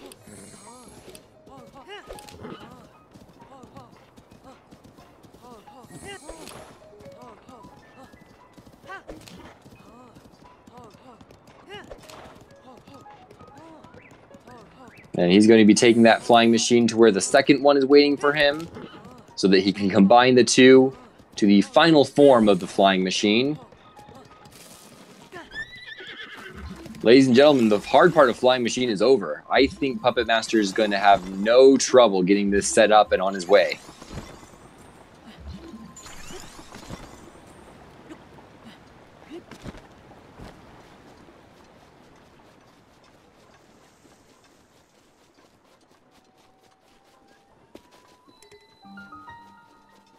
And there is the final form of flying machine, ladies and gentlemen. So he's going to be taking that all the way up to Eldin Mountain. Hi. First try flying machine setup. Wow, that is something that I have not seen in a while, actually. It's very, very good. Very, very impressive.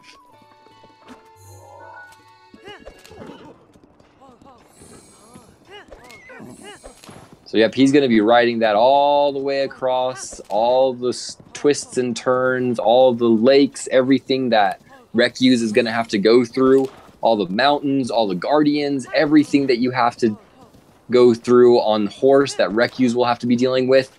Puppet Master is just going to soar right past it.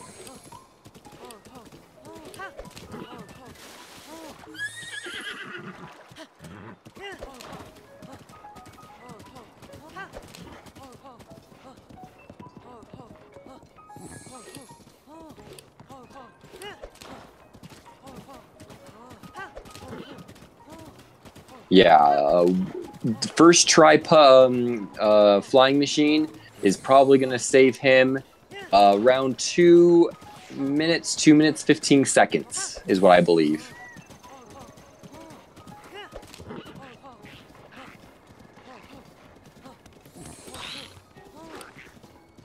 And right now we're seeing rekyuus having to go through one of the parts that I was telling you about, the little more difficult parts that are harder to get across and a little bit more frustrating that PuppetMaster is going to soar through. These docks here that have the Zolfos, that the horse is a little bit uncooperative when it comes to going through optimally.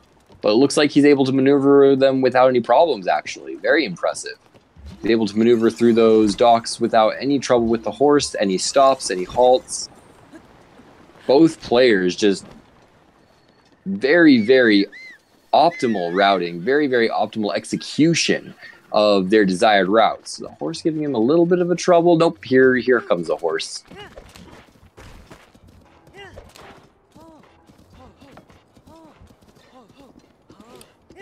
Yep, PuppetMaster was able to successfully make it to the Goron City.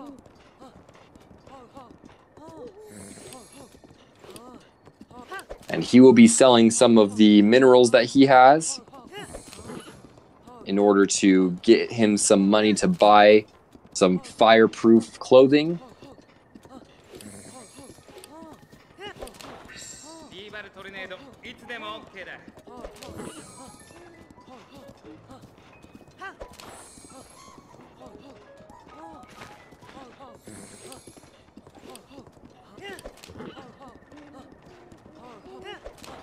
So not necessarily all of it, but a good portion of the time that PuppetMaster9 lost from having to redo the Vandaboris, he's recovering here with that optimal flying machine.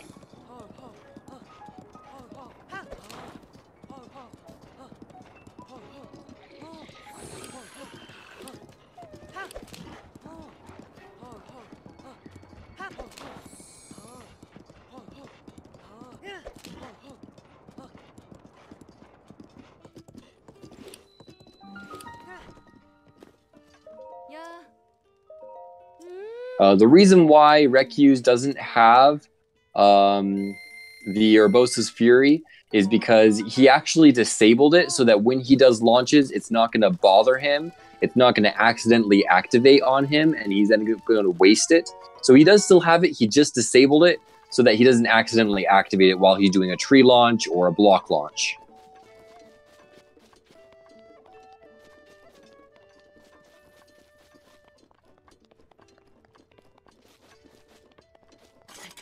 Yeah, you don't want to be doing a tree launch or a block launch and accidentally activate Urbosa's Fury, especially when you need it in one of the boss fights soon to come.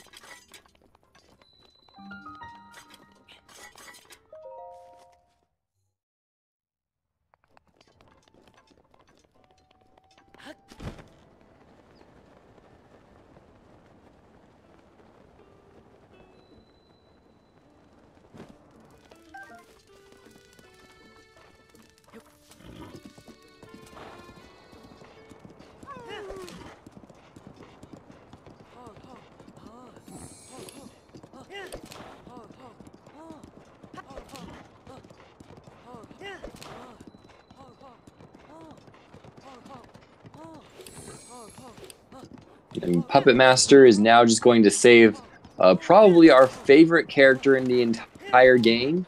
Really well put together, great character. We love just the enthusiasm and honestly the AI. Very well put together AI. Never has any mess ups, no glitches, always does what you ask it to do. rekyuus is having a little bit of trouble with this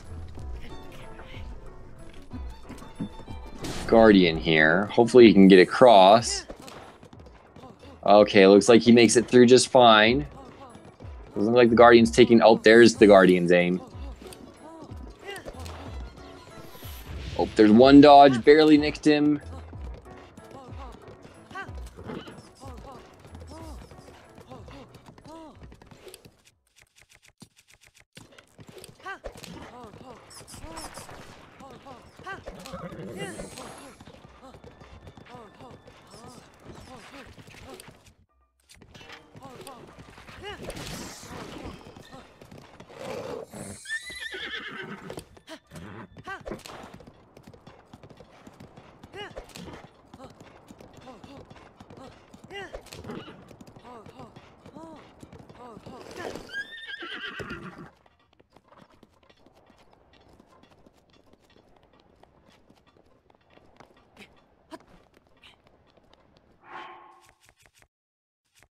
Okay, now that this segment is done, we're going to be seeing PuppetMaster9 building himself a second flying machine, which he will be actually taking to the Zora's domain.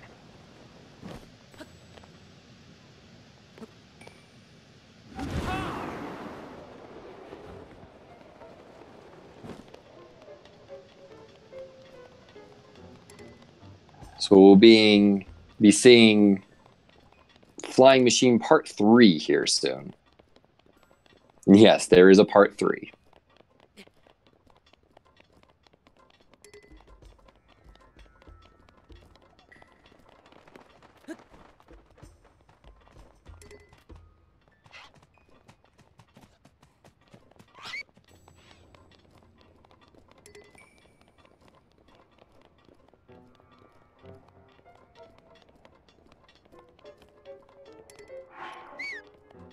Yeah, as if this new routing wasn't ridiculous enough.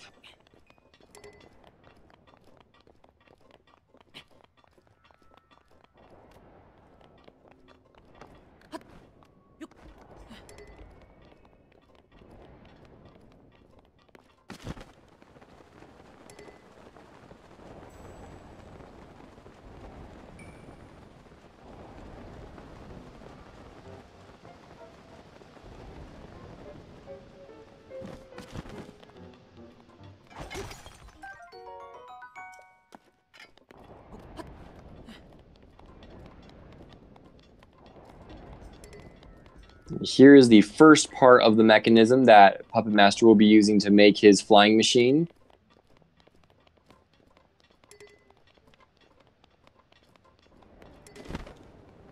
And he's going to be taking that over to this second part and combining the two.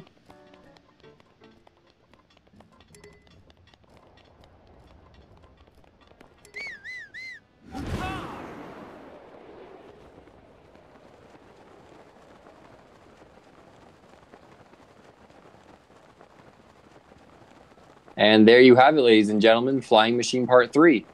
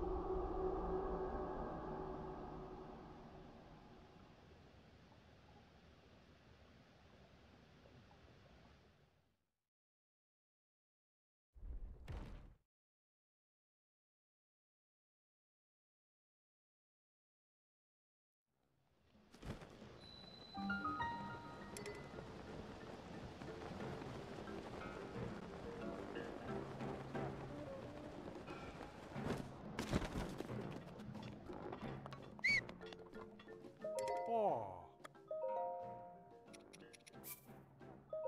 Ah.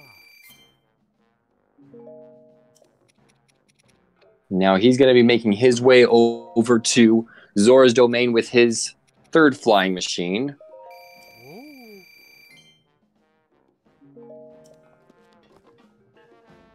Oh. Ah. Oh. Meanwhile, rekyuus is just buying his clothing and heading out to rescue Yunobo now.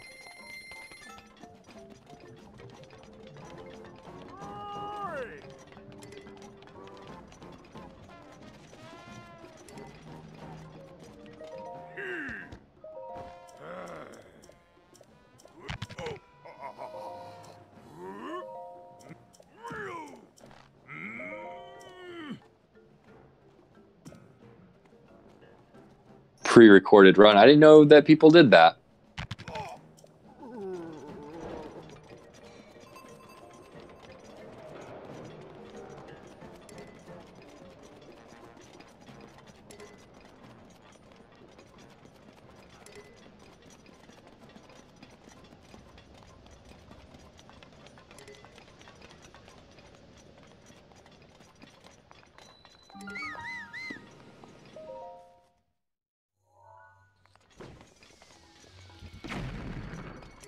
Yep, it looks like all the flying machines are over for PuppetMaster9. But no one's in the throne, so I guess we're going to have to come back another day when everyone's here. Oh, never mind, there they are. They were just all hiding behind their invisible drapes.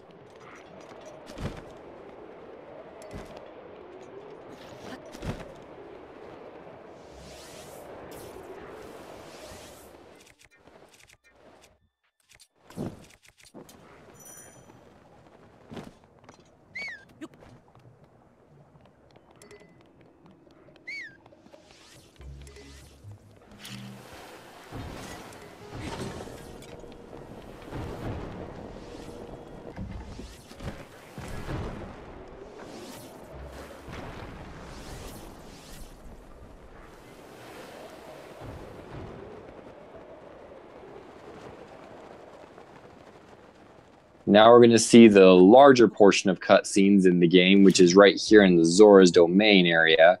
Of all of the Divine Beasts and setup that leads to the Divine Beasts, the one that has the most cutscenes, excuse me, the one that has the most cutscenes is the one here at Zora's Domain. Because you have to first talk to these people here in the throne room, then you have to make your way over to Mipha's statue and talk to them even more.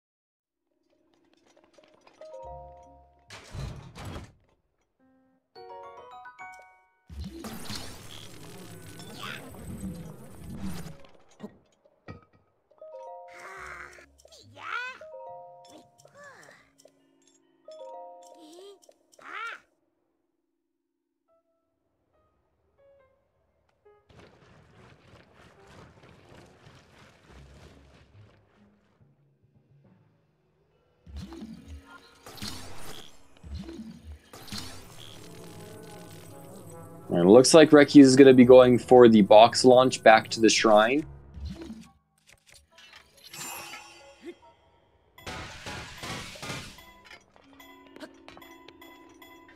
See if he's able to get this. Ooh, not quite. He does get the speed off of it, but not quite the launch. And he ends up getting thrown in a very awkward direction. So he's going to end up having doing a little bit of climbing back up to get to where he was supposed to be. A little bit of a time loss there.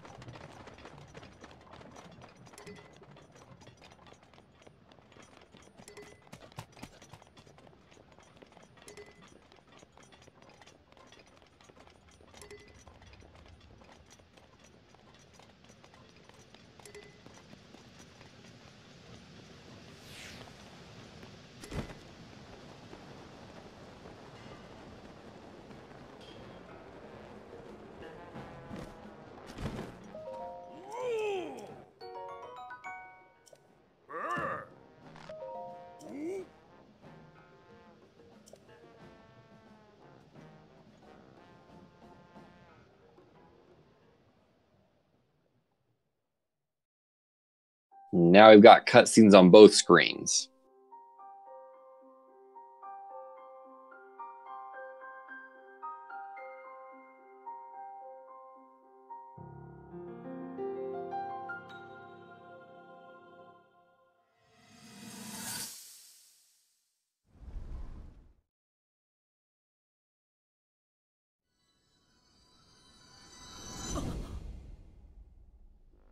And thank you all again so much for tuning into The Legends of Zelda Breath of the Cutscenes All Dungeons Tournament. We hope you enjoy the race.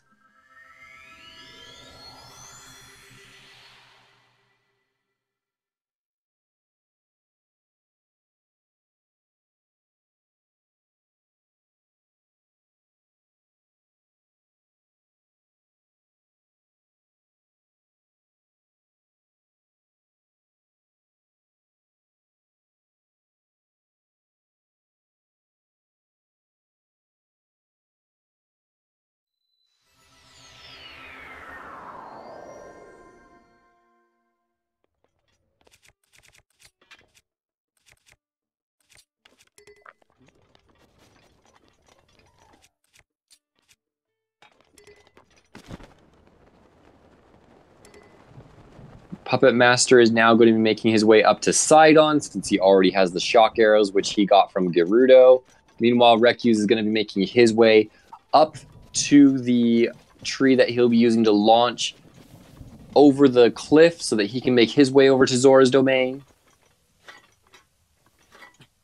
So that he can start his sequence of lovely cutscenes. rekyuus first saving, probably very smart.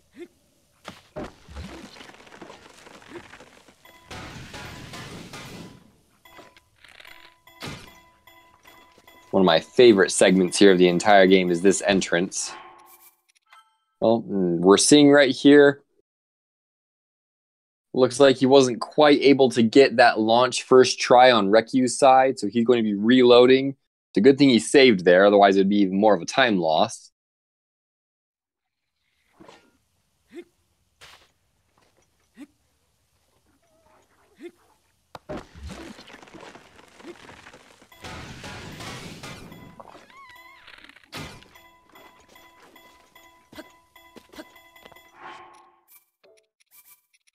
There's another missed tree strat, so he'll be doing that again. Another reload for him. It's going to be costly. Puppet Master getting rid of those ice blocks very, very quickly. Making his way up for the first round of shock arrows.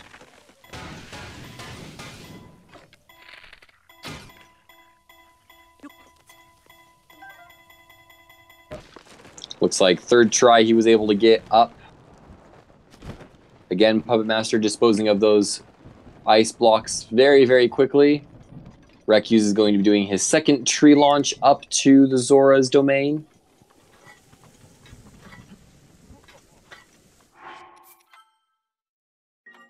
Puppet Master finishes the Enter Varuta sequence, and he will be taking on the actual dungeon now.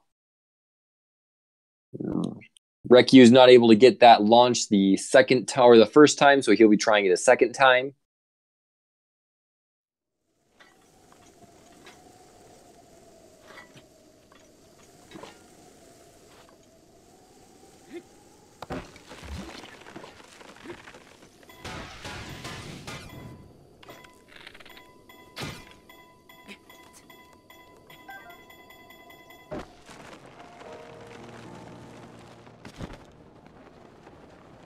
All right, rekyuus able to get up the second try, so he'll be now making his way into Varuta, or into the Zora's domain, sorry.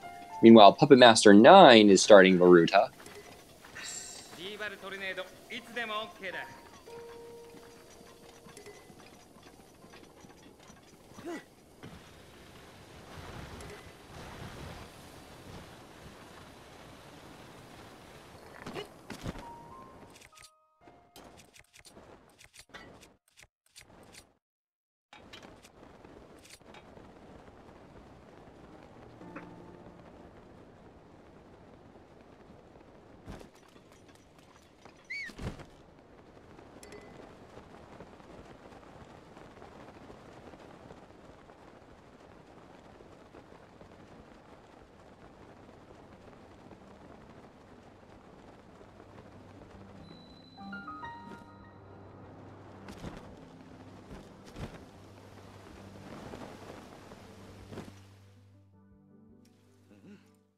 It looks like the Zoras are also on rekyuus' team, because although it took them a while to appear for Puppet Master, they were all there waiting for rekyuus.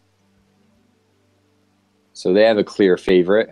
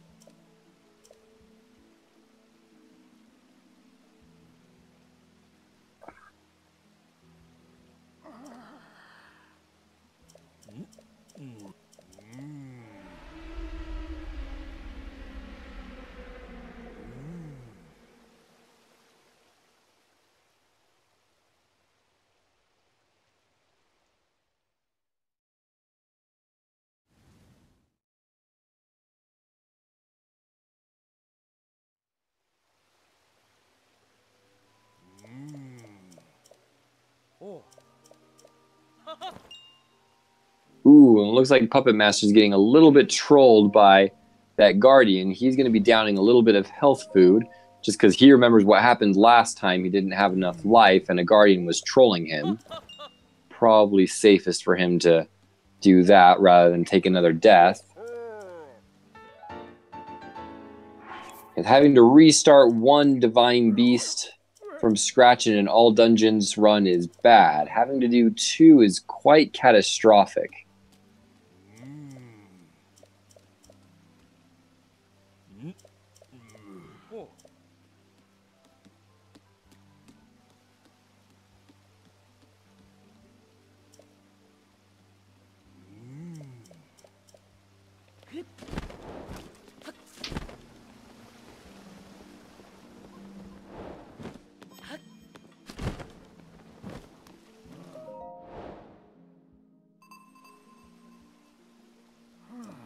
Ooh, it looks like Puppet Master missed. So he's going to be having to take that wheel ride all the way back up. And trying that shrine again. Oh, but he fell again. Ouch. This is going to cost him a little bit of time here. I wonder if this orb is going to hold him up enough for him to stay. Nope, it looks like it does not.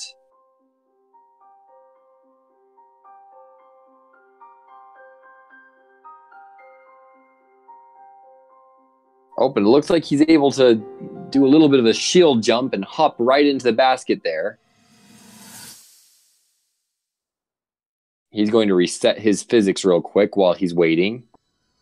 Activate this shrine and he'll be on his last.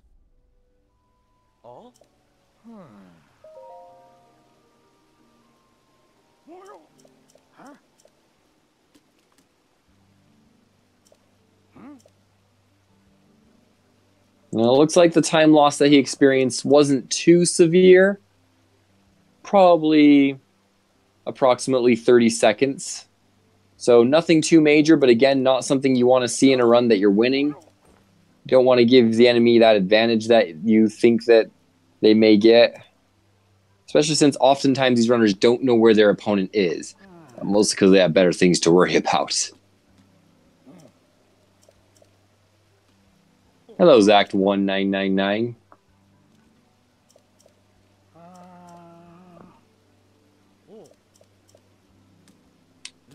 Looks like Puppet Master is able to one cycle the first phase of Water Blight, no problem. So he'll be getting into second phase. Meanwhile, rekyuus just finishing up with all of the cutscenes over in Zora's Domain, so he's going to be making his way now over to the Enter Ruta.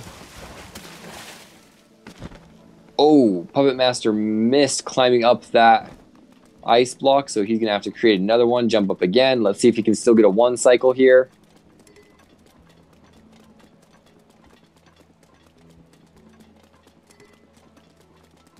Yep, gets the one cycle, no problem, despite having made the slight hiccup trying to get up that ice block. He's going to be skipping over that heart piece. Probably doesn't think he needs it.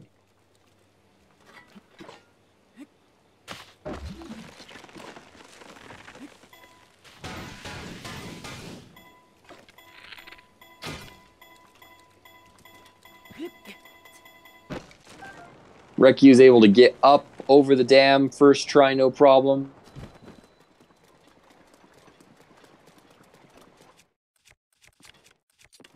So he'll be starting the Enter Ruta segment as well. Just as PuppetMaster9 leaves Varuta.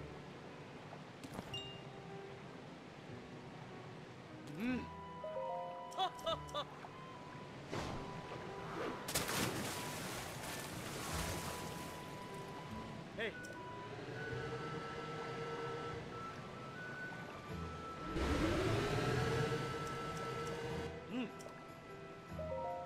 Oh.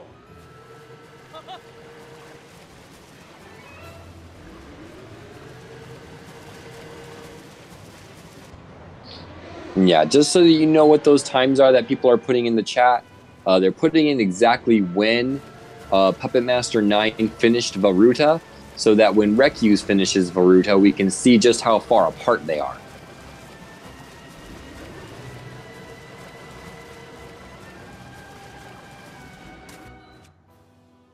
PuppetMaster is now going to begin our favorite part of the entire speedrun. Just really relax, don't really have to do anything, don't have to worry about anything going wrong. So we'll see him kicking back and throwing back a few cold ones.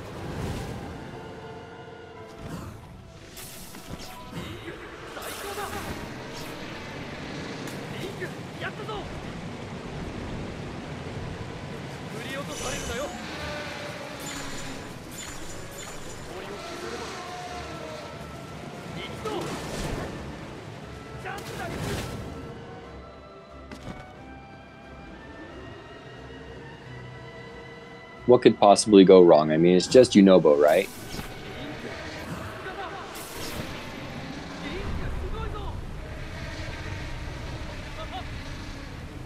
Meanwhile, rekyuus finishing fairly quickly that Enter Ruta segment, so I'm taking care of that. Looks like his bomb fell down and rolled somewhere for some reason, so...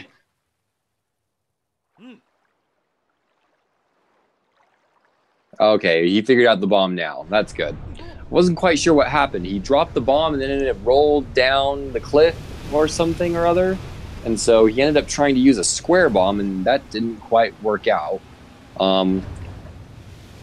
Remind me to tell PuppetMaster9 that square bombs aren't the best when it comes to rolling.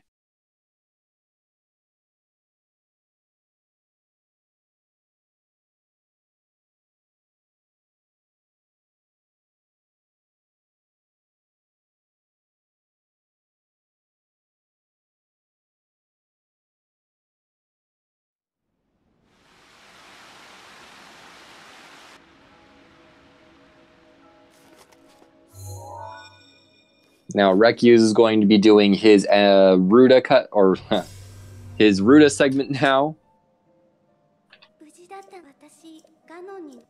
We'll see if he's able to avoid the slight hiccup that PuppetMaster9 experienced toward the end of the dungeon.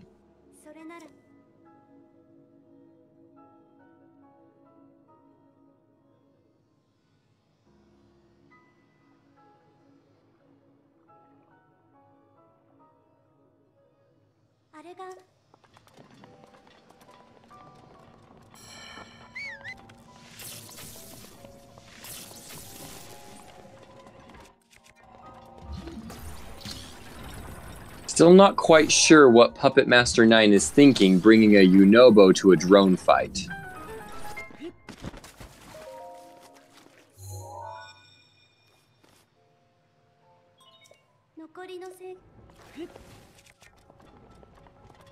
But we'll see how it works.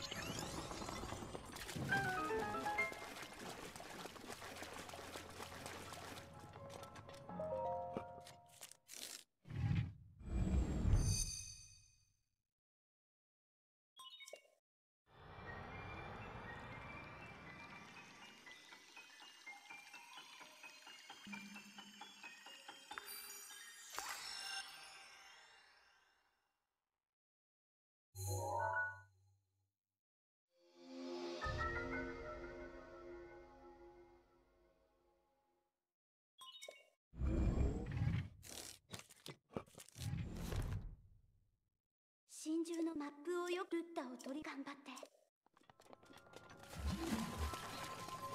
It looks like PuppetMaster9 wasn't able to get the more complicated block launch, so he's just going to push the block down.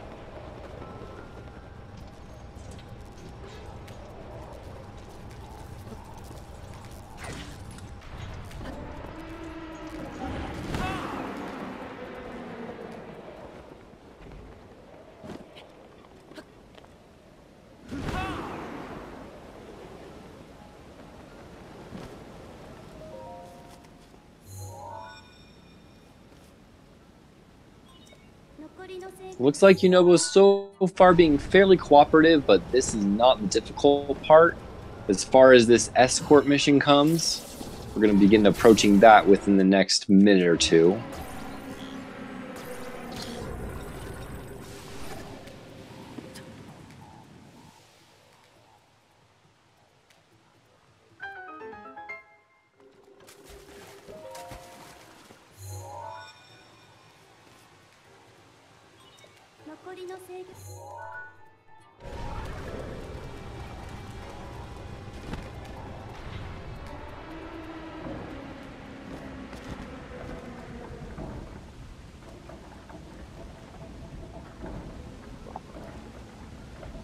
Missed the quick cycle on the turret rotation. So there we go. He's able to finally take that one out.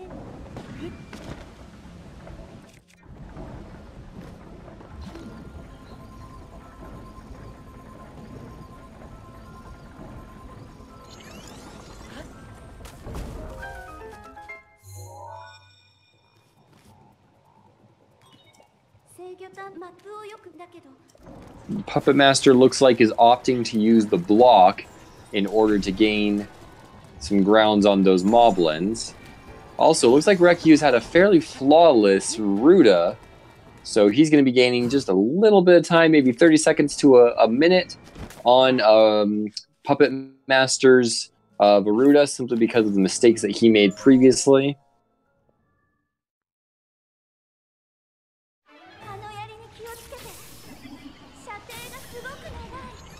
But again, it looks like Yunobo's being very, very cooperative right now.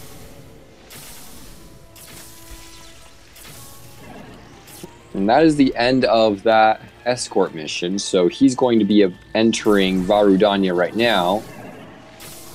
Meanwhile, rekyuus was able to one-cycle the... Actually, I don't think he was able to one-cycle quite, but he got fairly close to it on the Water Blight. He's on cycle 2 now.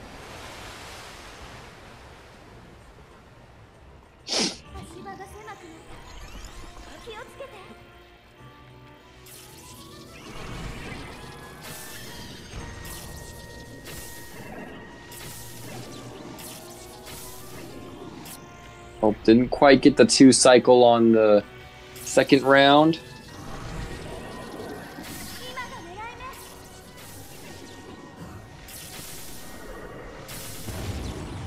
But he was able to get it second try, so he's good.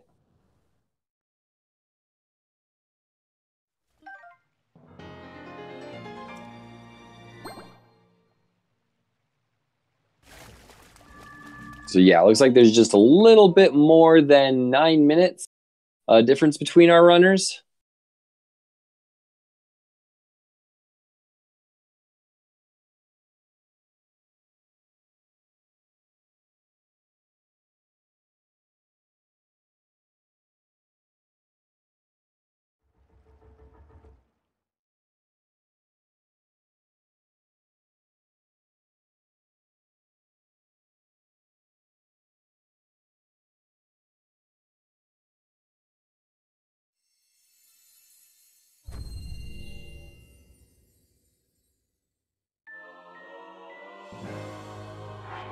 Now Puppet Master just simply needs to take out these remaining 2 moblins, fire Yunobo one last time, and he will be in Varudanya. Meanwhile, rekyuus is going to be beginning his escort mission.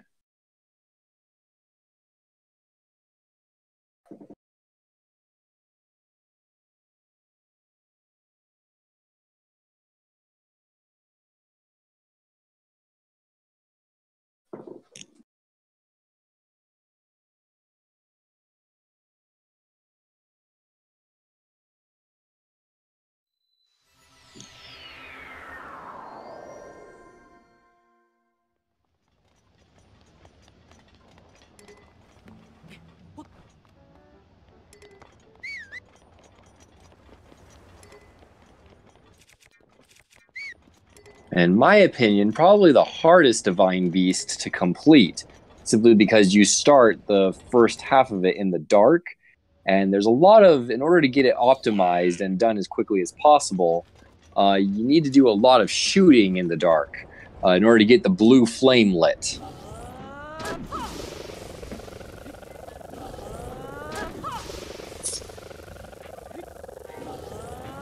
So we'll see how well he can execute that here.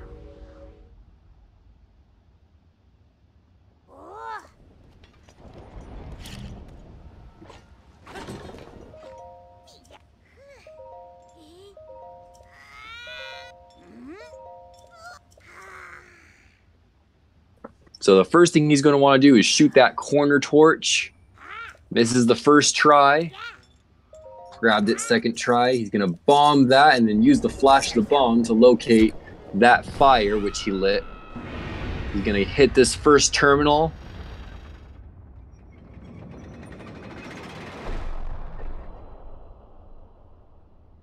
Had a little bit of trouble finding it, but finally got it.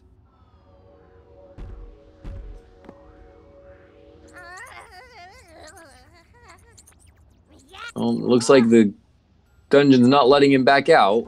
There we go. Then he's going to be hitting this second torch in the corner after disposing of that guardian. Gets that first try.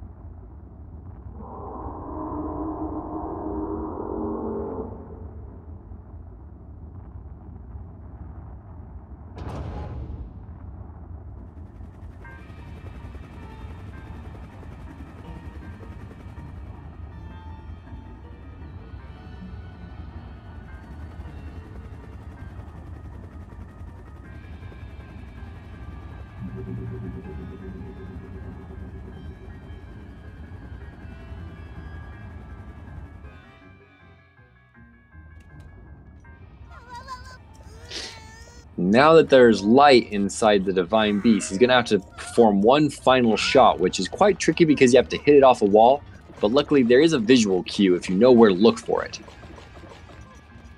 Oh, and he grabs it first try, no problems.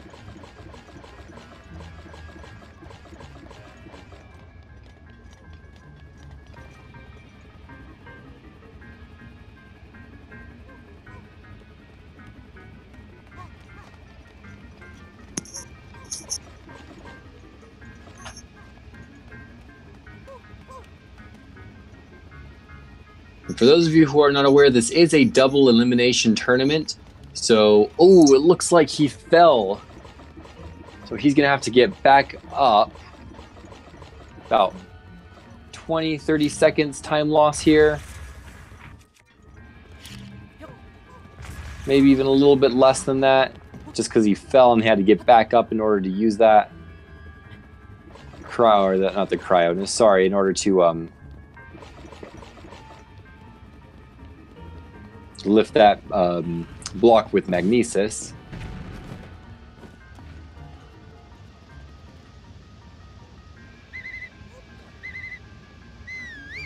Looks like rekyuus is having quite a bit of trouble with Yunobo. Not really cooperating too much. Oh, but it looks like he got him moving, no problem. That's good.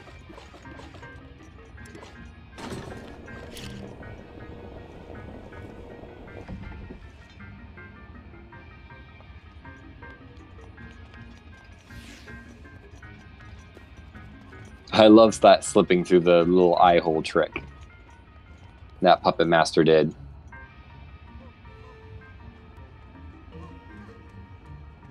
If not too much of a time save, still amusing to watch.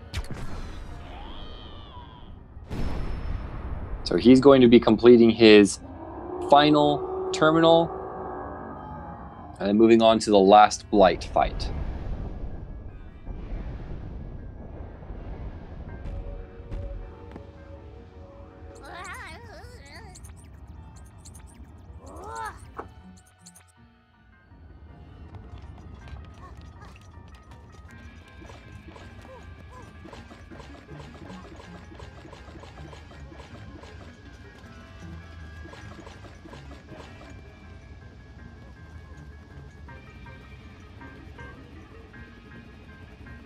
Looks like he was able to one cycle on the first shot. Meanwhile, rekyuus doesn't look like he's having too many more difficulties with Yunobo, just that initial trouble getting him to cooperate. PuppetMaster9 is going to be doing the second phase. See if he can one cycle this one as well.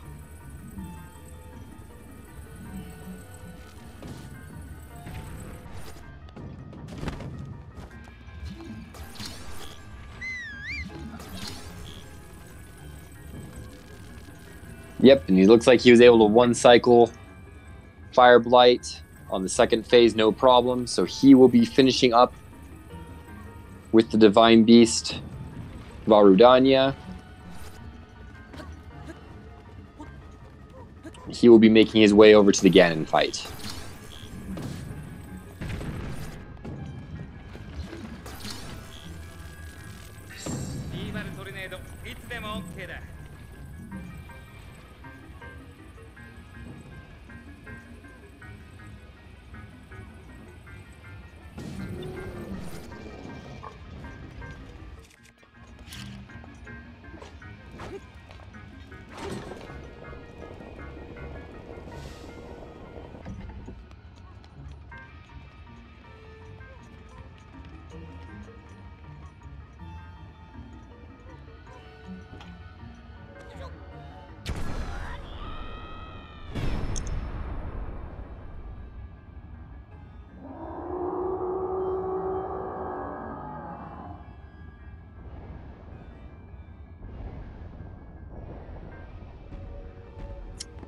All right, and then rekyuus has one more cycle to go with the Yunobo Escort, and then he'll be making his way inside Rudanya.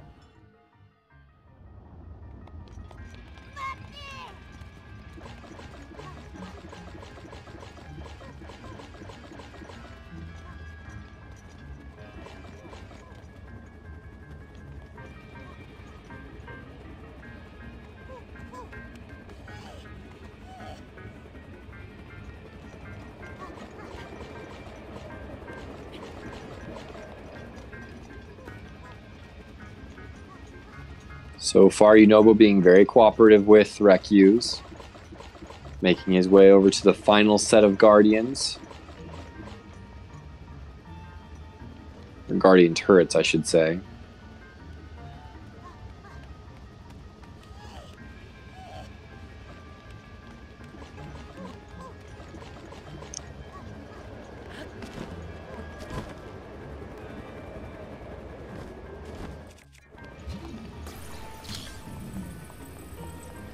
Puppet Master with the tree launch.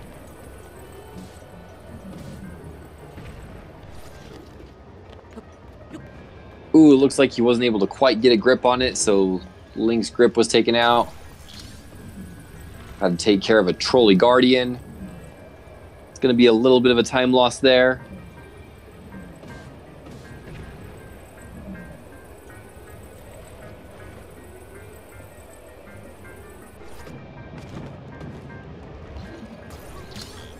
Oh, rekyuus just able to save that block from falling. Puppet Master gets spotted by another Guardian, but no trouble. Just walk to the other side of the rock and you're fine. And rekyuus is just going to bonk these last two Moblins. Oh, there we go.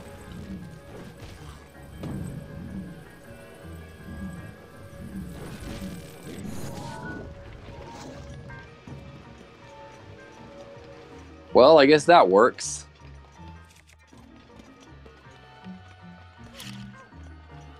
Whatever works. If bonking him doesn't work, push him off a cliff. Puppet Master having a little bit of trouble getting up the waterfall.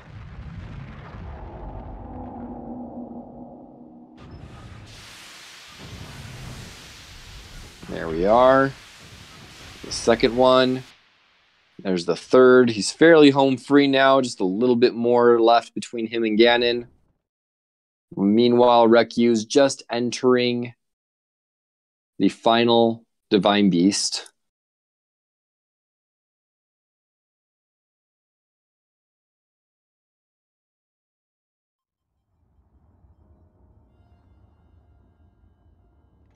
Burning up his remaining 2 Revali's Gales to make his climb a little bit easier.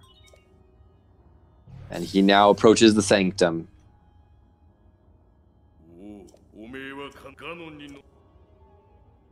Ooh, it looks like he just got nicked by that fire.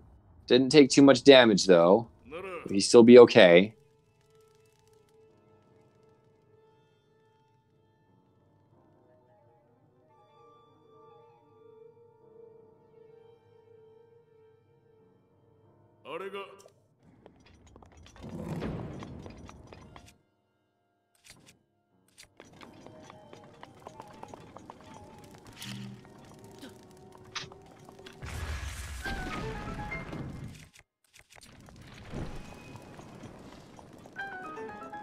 Take quite a few arrows to the face. This is one of those moments that it's good to have all those bomb arrows that these runners were trying to save up. They come in handy right here.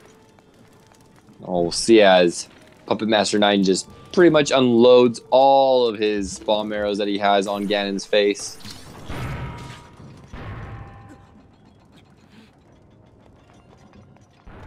Sometimes Zit Cream doesn't work, so we'll try bomb arrows. Get him that makeover he's looking for. Meanwhile, rekyuus just going through the dark areas. He's able to get the first couple of shots, no problem. Dispenses of the enemy. Oh, first shot on the back corner didn't quite make it. Let's try a second shot. Second shot made it okay. Meanwhile, Puppet Master still dispensing of Calamity Ganon. Looks like he's about finishing up here. And that's it for Calamity Ganon. Now he'll make his way over to Beast Ganon.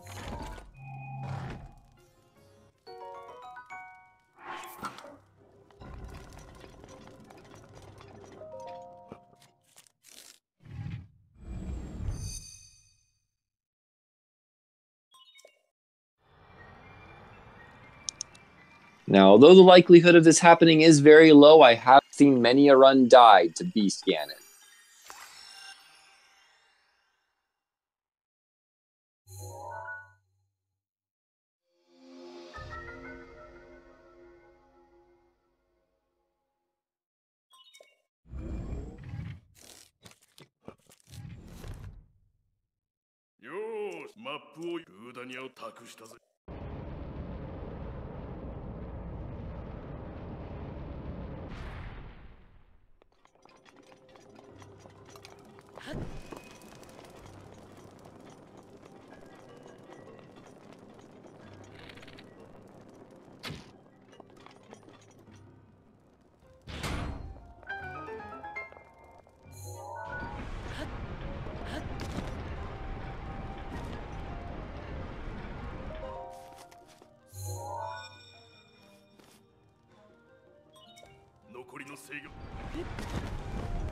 Ooh, just barely dodges that.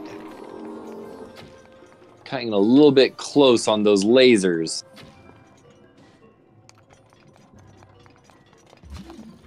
Meanwhile, rekyuus just browsing through this entire thing, no problems whatsoever. He's got to feel a little bit pressed for time. However, still likely he could PB.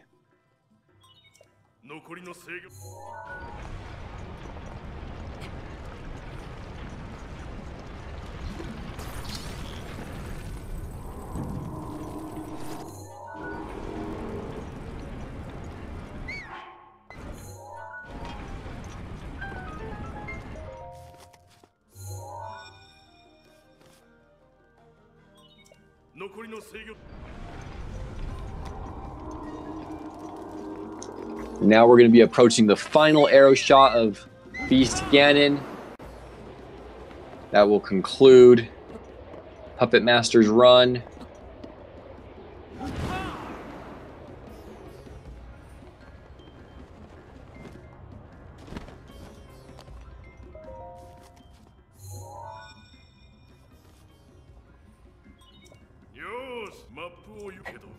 And Puppet Master finishes with a official SRL time of 2:26:39.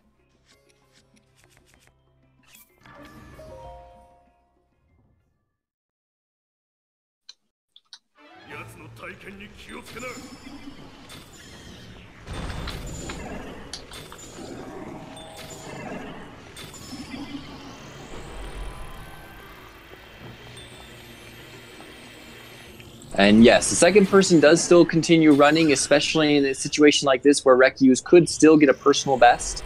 So we'll still see rekyuus in the background doing his run.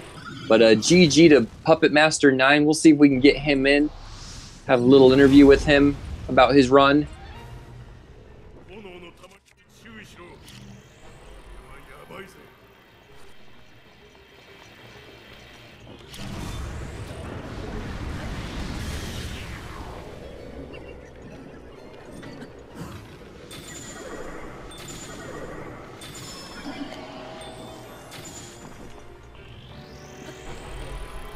Hello.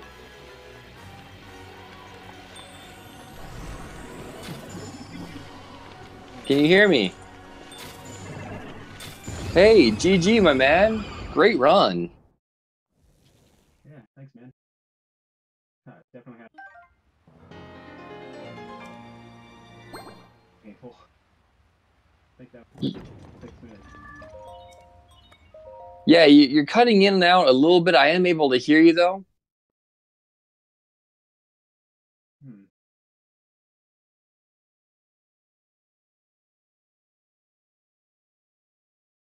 Yeah, we're having just a little bit of a hard time hearing you. I don't know if you're a little far away from your microphone. Really, the only question that I had for you as far as this run, it seems like it was a very, very solid run for you. A lot of straps you had a little bit of difficulty on, but all in all, fairly solid. Talk to me about your Vonaboris. You had a little bit of difficulty getting shot by that Guardian, and then you had a hard time getting your bearings and situated after that. What was going through your mind that ultimately led you to restart the whole dungeon? So, I never died to that Guardian before, so I had no clue. あなたのおかげで全ての真珠と英傑たちの魂が解放されました。彼らは待っているでしょう。あなたがハイラル城でガノンと戦う時を。そして私も待っています。Well, I have a feeling we know what you're going to be doing over the next couple of days, is doing a little bit of backups for the Vonaboris, some backup strats just in case you don't get something right. I myself, I think when I was going through Varuta the first time, doing some of the actual speedrunning strats, knowing how to do it the vanilla way was quite helpful. The thing Vonaboris wasn't so far behind in-game wise because of during the right. Food to recharge and out of nowhere. Yeah, no, that took all of us by surprise. A lot of us in the chat were like, wait a minute, where did that come from? And those of us who didn't know that those Guardians can sometimes be trolly didn't quite understand what was happening for the first little while. But yeah, those Guardians can really mess you up. I had a bit of a similar problem in this where I just completely kind of surprised sort of pulled that.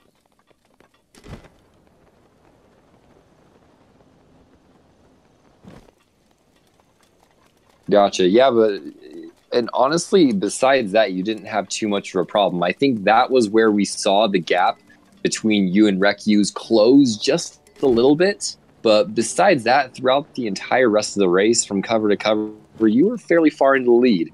And more adamantly so when you had made the decision early on to do Flying Machine and was able to get it first try. Congrats on that. I can tell you right now, everybody in the chat, including myself, was thoroughly impressed with that. Dude, I was so shook with how much the box was taking. Oh, yeah, no, we were all looking. I was waiting. The entire time I was saying, I was like, oh, it's shaky. Oh, it's going to fall. And it didn't. Like, very, very fortunate for you. It did not shake. It did not fall. Link kept the magnesis going through and through. Yunobo didn't really troll you all that much. Yeah, Yunobo doesn't really troll me. I've been trolled quite a few times, and I'm sure a handful of the runners that are in here with the chat with us can testify that he can troll when he wants to.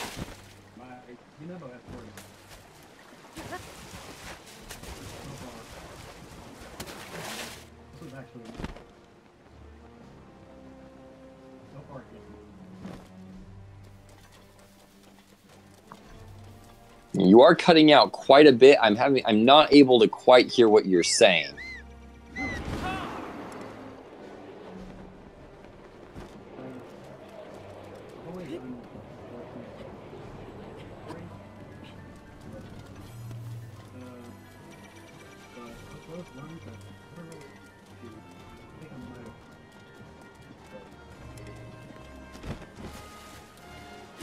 Well, what is your personal best with this run as far as all dungeons goes?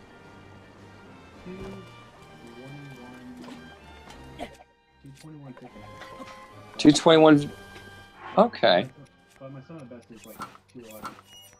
Okay. So there's still a little bit of room for improvement, but again, with how much time that Von Boris cut out and a couple of the mistakes that you were having here and there, it wasn't too big of a deal. One thing I was also really impressed with what you did that I actually mentioned to the chat as well was how after you had gotten the chest launch going from the Cryonis Shrine to the Gerudo Valley, you missed the first one.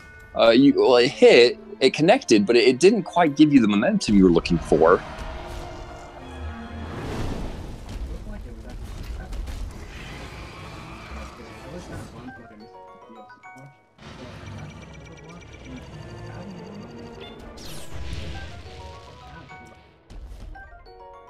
Well, and that does happen sometimes, especially with those boxes. It can happen if you get it just the right angle. Although it won't shoot you upward, it will shoot you straight, but in a much faster projection. But I was saying is that I just loved how much you were able to adapt to the situation at hand, adapt to the fact that the first launch didn't quite go the way you were planning, and you were able to just quickly, okay, let's go to the next block. Let's use the Cryonis launch, and boom, you got it without any hesitation.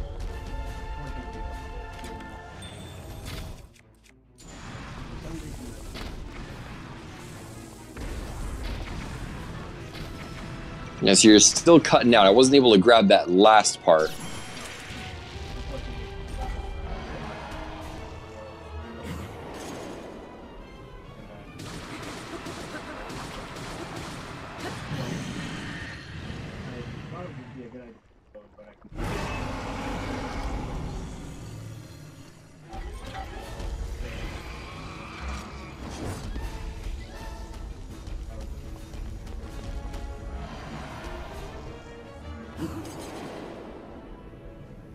Right, well, in the Gerudo Highland tree, that one's always hard to get. I see a lot of runners just really struggling with that tree. I don't know what it is about it, but the trajectory and just the shape of the tree in general makes it so that it takes a couple of times sometimes. I myself have never tried to launch from it simply because I only run 100%, so I really don't need to use it. But I can't imagine how hard that must be to get first try and how frustrating it is when you can't get it. Because that one's another one that's tricky to reload. And with your case, when you did reload, you ended up having to make a little bit of a trek back to it.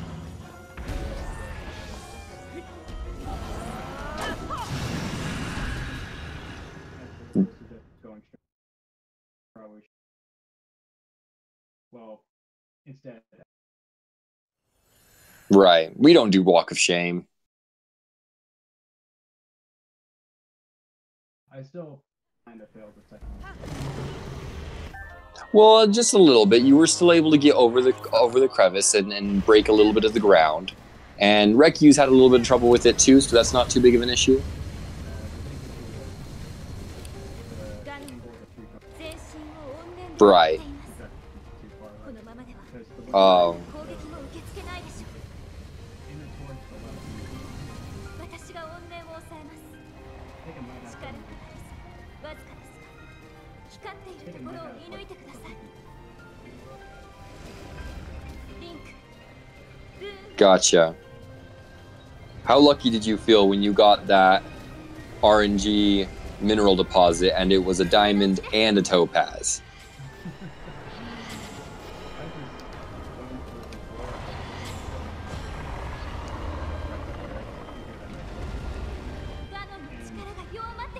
Yeah, that diamond kind of pretty much. I just immediately. And apparently he has been during the tornado itself.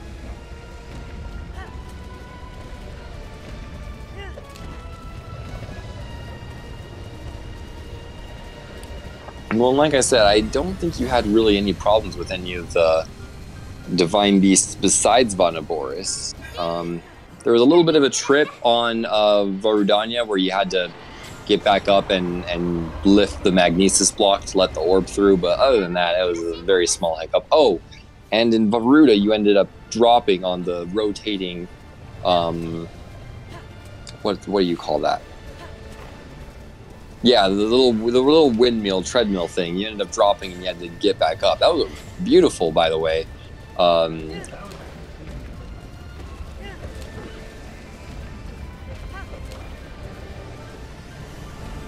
didn't think you could get up from that, but apparently you did. You went right back into that box. It was impressive.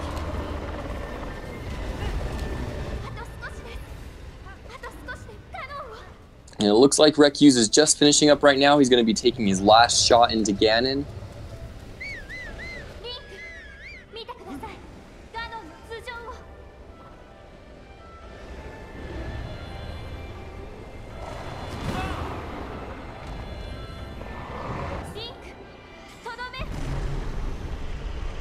And it looks like rekyuus finishes with an official SRL time of 2:38.58.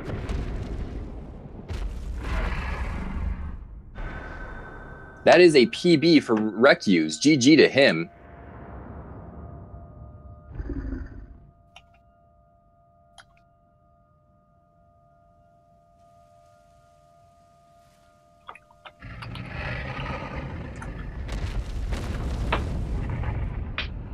Let me see if I can get him in to interview with us as well. I think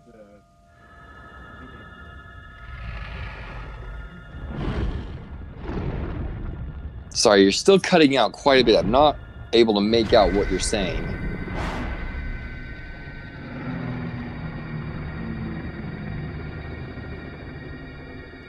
No, I'm still not able to catch it.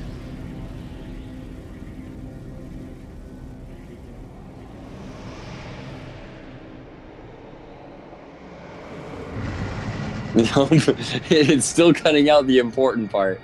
It's nope, they can't hear you. Nope. There you go. We heard that part.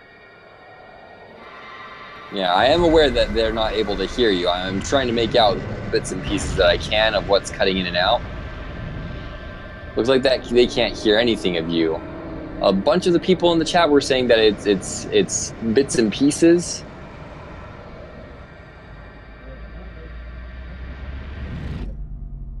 Huh, we might have to ask rekyuus about that.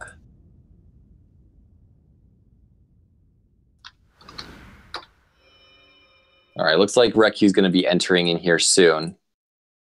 this interview is like going.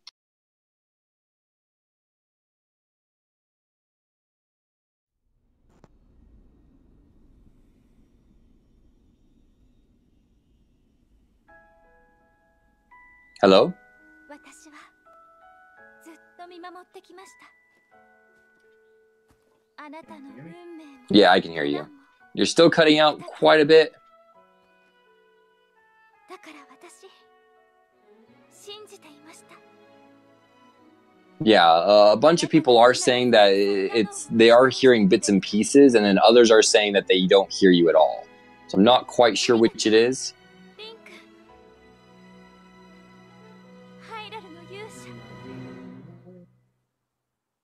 私を覚えていますか？ Hi. Whoa, I hello. made it. Yes, you did. Hey, GG. GG. Congratulations on your PB, my man. That's awesome. Yeah, it was like by 6 minutes. So yeah, it's pretty good PB. But I spent like the first half of the run like plus 2 minutes, so that's quite a jump. Where did I save that much time? Like, let's see. I went from plus 2 minutes at Rito Village to plus 1 at getting the clothing to plus 9 seconds at Koga. And I don't know where I saved a minute there. Honestly, I have no idea how that happened. But then minus 2 minutes at Naboris, minus 4 minutes at Thunderblight. My PB must have just been awful, because then I was minus 5 minutes at Goron City and then minus 6 at the end of the run, so it worked out, though. It was fun. Well, I remember in your previous run, which is what your PB is based off of, you did make a couple of mistakes in Vonaboris, and in this one, it looks like your Vonaboris was fairly flawless, in addition to you having used the new routing. In the last one, you used the new routing, but you slipped up on one of the Rivali's Gales, if I'm not mistaken. So that might be where some of the time came from. Naboris itself I can understand, but like I don't know how I saved time in Yiga. Probably I got like 2 less chests, but I don't think that's a minute long, but I guess that counts for something. Yeah, I mean, yeah. So what was your final time, Puppet? It was Is he 226 something. Oh, so quiet for me. Hold on. 226 you said? Yeah, it was about 226. I couldn't really get an exact time because I actually started my timer about 4 seconds late. Oh. So, yeah. Basically, like, long story short, it's about 5 minutes behind my PB. And you use Flying Machine? Mm-hmm. Morally slower. Now that we're able to kind of hear, rather than chopped up, or we're able to hear all together, even though a little bit quietly, PuppetMaster9, I wanted to know, just again, your thoughts on your reset. I know all the people in the chat are saying, please, we want to hear about what happened in Naboris, what was going on in your head, what led you to ultimately say, no, I've got to start this from scratch. Well, I didn't expect to die there at all, because that was directly before I used the attack mode. And I was at half a heart because of the cold damage that I took with Vonaboris, because my in-game time was slow due to some of the previous mistakes. But I was initially trying to find a backup to get back up there without needing Rivali's Gale. And that just wasn't working out, so I just had to reload and do the dungeon all over again, because I just couldn't experiment any more than that. Right. Yeah, we saw you try and do a little bit of exploration in Vonaboris, and it led to a couple of dead ends, and you just looked a little bit kind of flustered, and you ultimately just reloaded to the beginning of the shrine, or to the beginning of the dungeon, which gave Rekyuus a little bit of wiggle room to work with, but then Flying Machine kind of compensated for that. Yeah, like, I'm amazed that Box Machine works, because it was getting so shaky.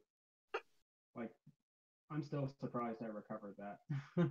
Yeah, no, we were on the edge of our seats during that entire time, just waiting for Link to lose his grip, waiting for the Magnesis to fail, waiting for the box to ultimately just tip over, but none of it happened. It stayed steady the entire way there, and you made it to the finish, which was awesome.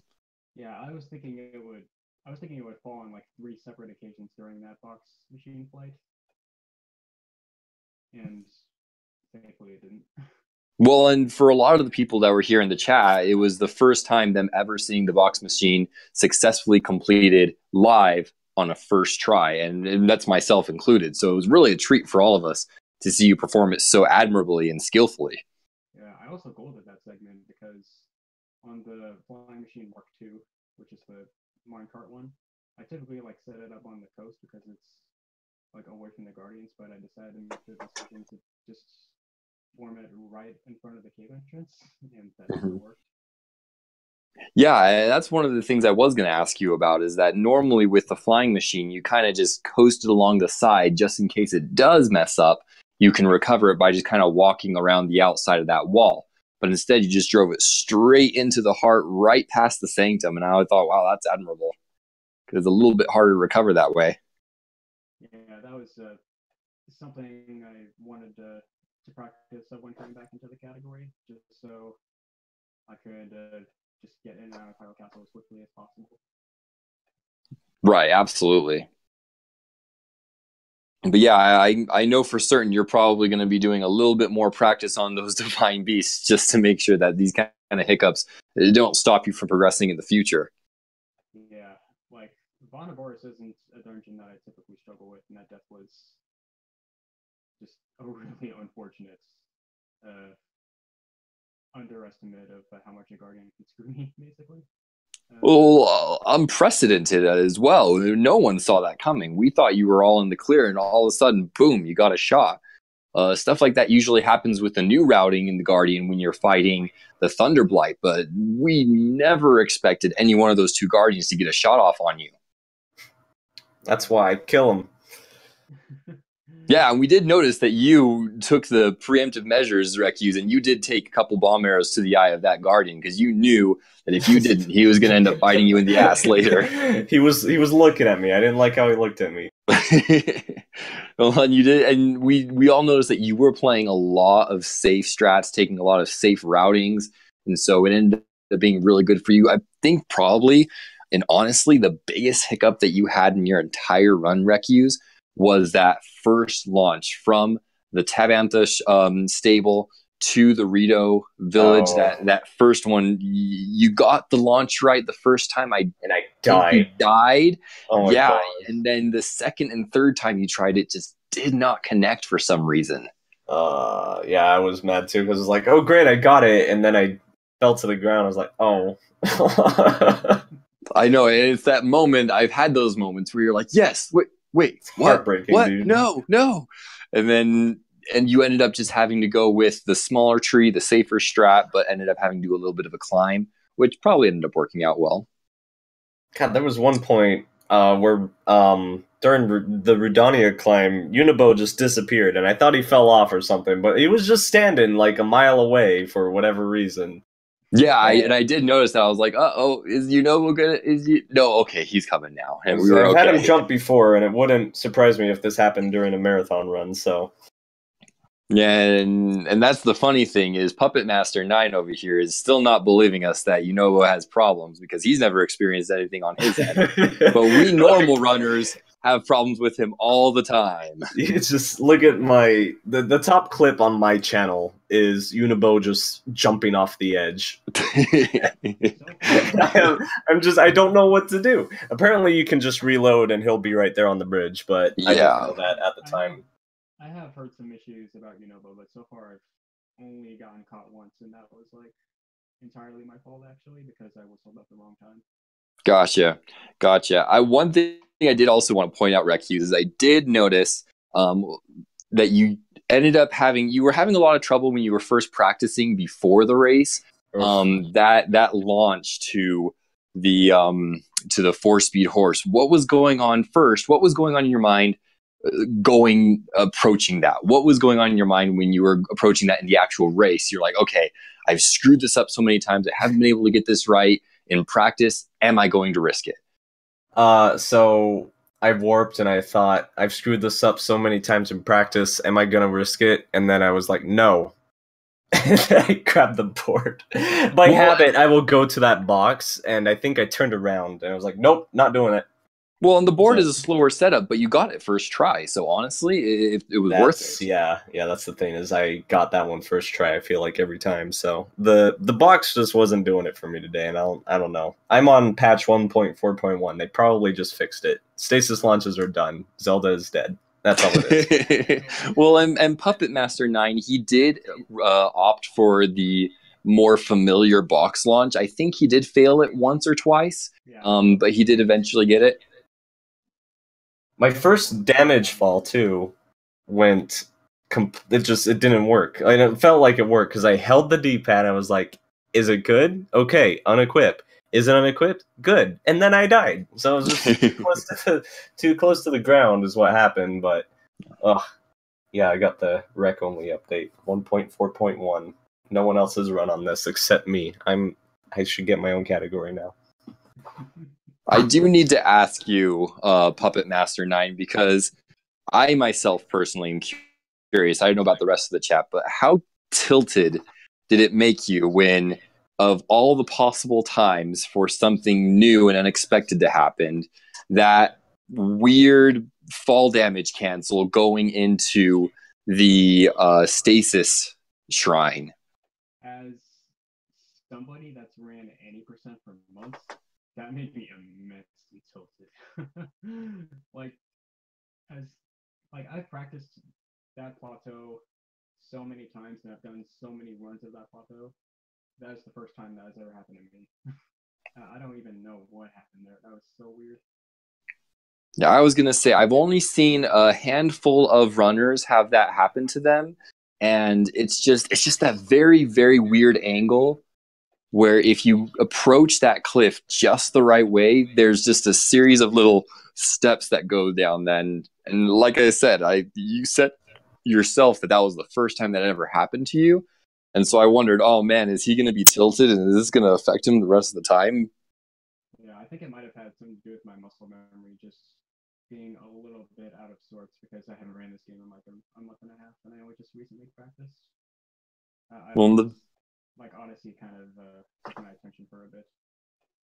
Well, and the first thing that came to my mind when that happened was, oh god, where's the axe? Where's the axe? Is the axe down the cliff? Did he throw it off the cliff? But no, it was there. It was there waiting for you, luckily, and so you were able to pick it back up. Yeah, and then I kind of got confused for a bit when I went to launch the boulder because I realized my axe was out, and I was like, wait, what? Oh, right. Well, and if you had lost that axe, it would spell a lot of trouble, especially with the new routing of the plateau. Yeah, like I do have a lot of backup chests. I picked up an extra sledgehammer near Rito, and I picked up a double axe near the Rito clothes guy. Lady. Whichever. Right. I'll say lady. Yeah, I think that's all the questions that I had on my end. However, I did want to ask the two of you, if you could have changed just one single thing. I know the answer to the question is fairly obvious for PuppetMaster9. However, if you were to change one single thing that you had done incorrectly or not nearly as efficiently in this run, what would it be? Let's start with PuppetMaster9. Dying in divorce.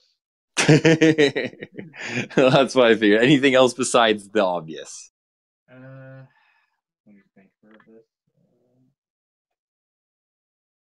I would say missing the bomb arrows and bomb-ado assault. That didn't cost me all that much time, but like it just sucks so much when you miss arrows there. Backups. Very, very precious arrows. But you did buy those backups, so it did end up helping you in the long run. And I did mention that you had the arrows that were waiting for you in the meadow, just in case you needed them, but you didn't go for those.